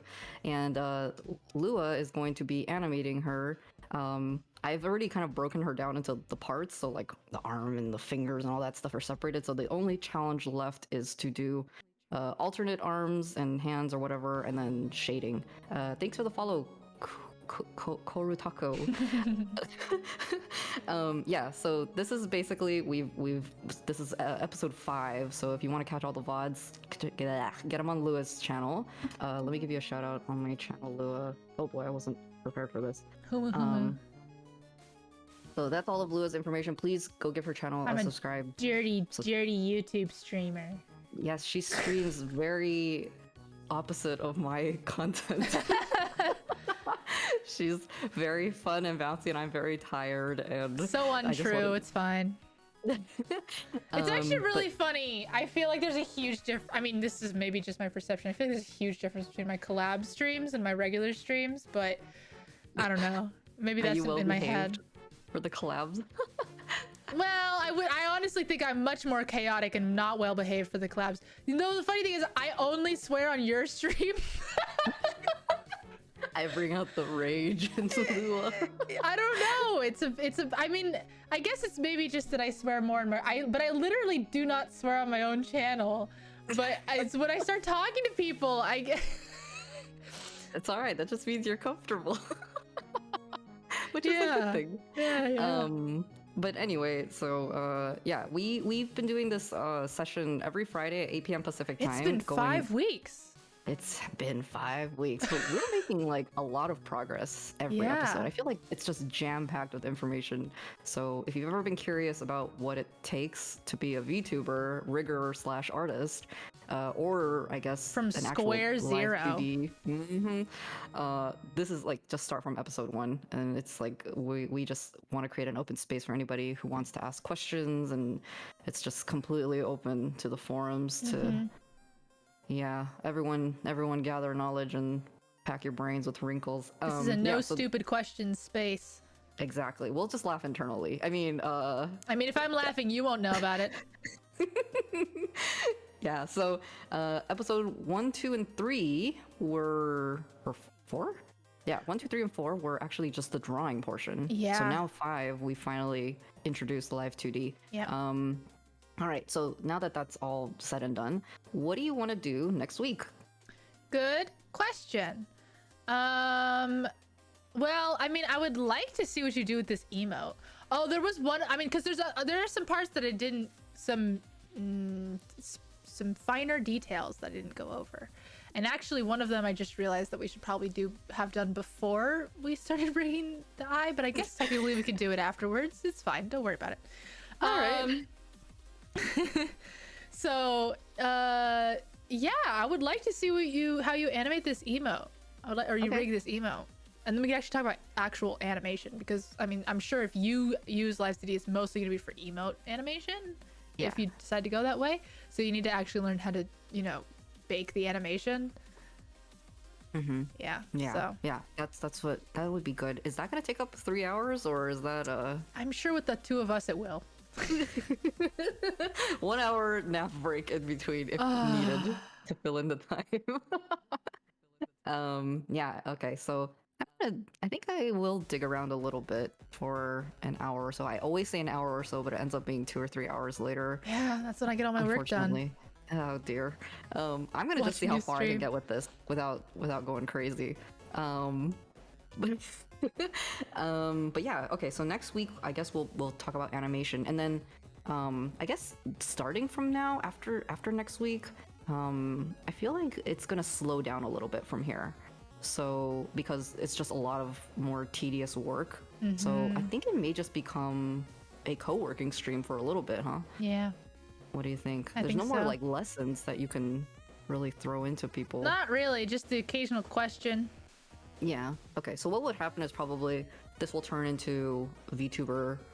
Oh, Crone, that's the emote I'm trying to do. That's literally the emote. Yeah. It is. It's literally the emote. So thanks for that reference. I'll just stare at it. Thank you, by the way, again for the raid. If you missed that. Oh yeah, we didn't even talk about physics. Ugh. But I mean, I don't know how many physics an emote could possibly have. Yeah, that's the thing. Like the whole head, like if she nods her head, then the hair has to move a certain way and all that stuff. So yeah, well, we can set up physics for it. Maybe I can just do point A to point B, and then we'll figure it out from there. Fox, thank you for my point is, I think there's a lot more to talk about with Live2D. Yeah. Okay. Well, the next 3 hours, I guess, will be. Next week will be jam-packed with animation info and stuff. All right. So I'm gonna let Lua go. She sounds like she's on her last limbs. And again, as she's like side glances me. I'm not side Again. glancing. Your stream is to my right, and it looks really strange on my stream. But Again, here's Lua's stream right now. Here's her social media information, so please follow her on Twitter, on YouTube, and here's mine, I guess, if you're interested in me, but who cares about me? Go ahead and give all that stuff a look-see, and then I'll see you next week, Lua, Friday at 8 p.m. Pacific, usual time. yeah, Good stuff. Yeah, thank you again. 100 times thank you for always sacrificing your Friday nights for us. No, it's fun. It's a good time. I like talking about this stuff. Is that dry sarcasm? No, or it's is not that... dry sarcasm. I'm just tired. All right. So, yeah, I guess I'll let you go, and then I will transition to my... Whoa, I don't have a... Oh, yeah, I guess I can just transition to the Cintiq screen. All right. So then I'm going to let you go, Lua. Thank you again. I'll talk to you next week. Goodbye. Goodbye. All right, get out of here. And for anyone who's in Lua's chat, you can come hang out with me. I think it's somewhere on her thing. It's then, yes in the description. And I'm gonna spam it in chat. See you around, Lua. I'll see you in chat in a little bit. Goodbye. Goodbye, everybody.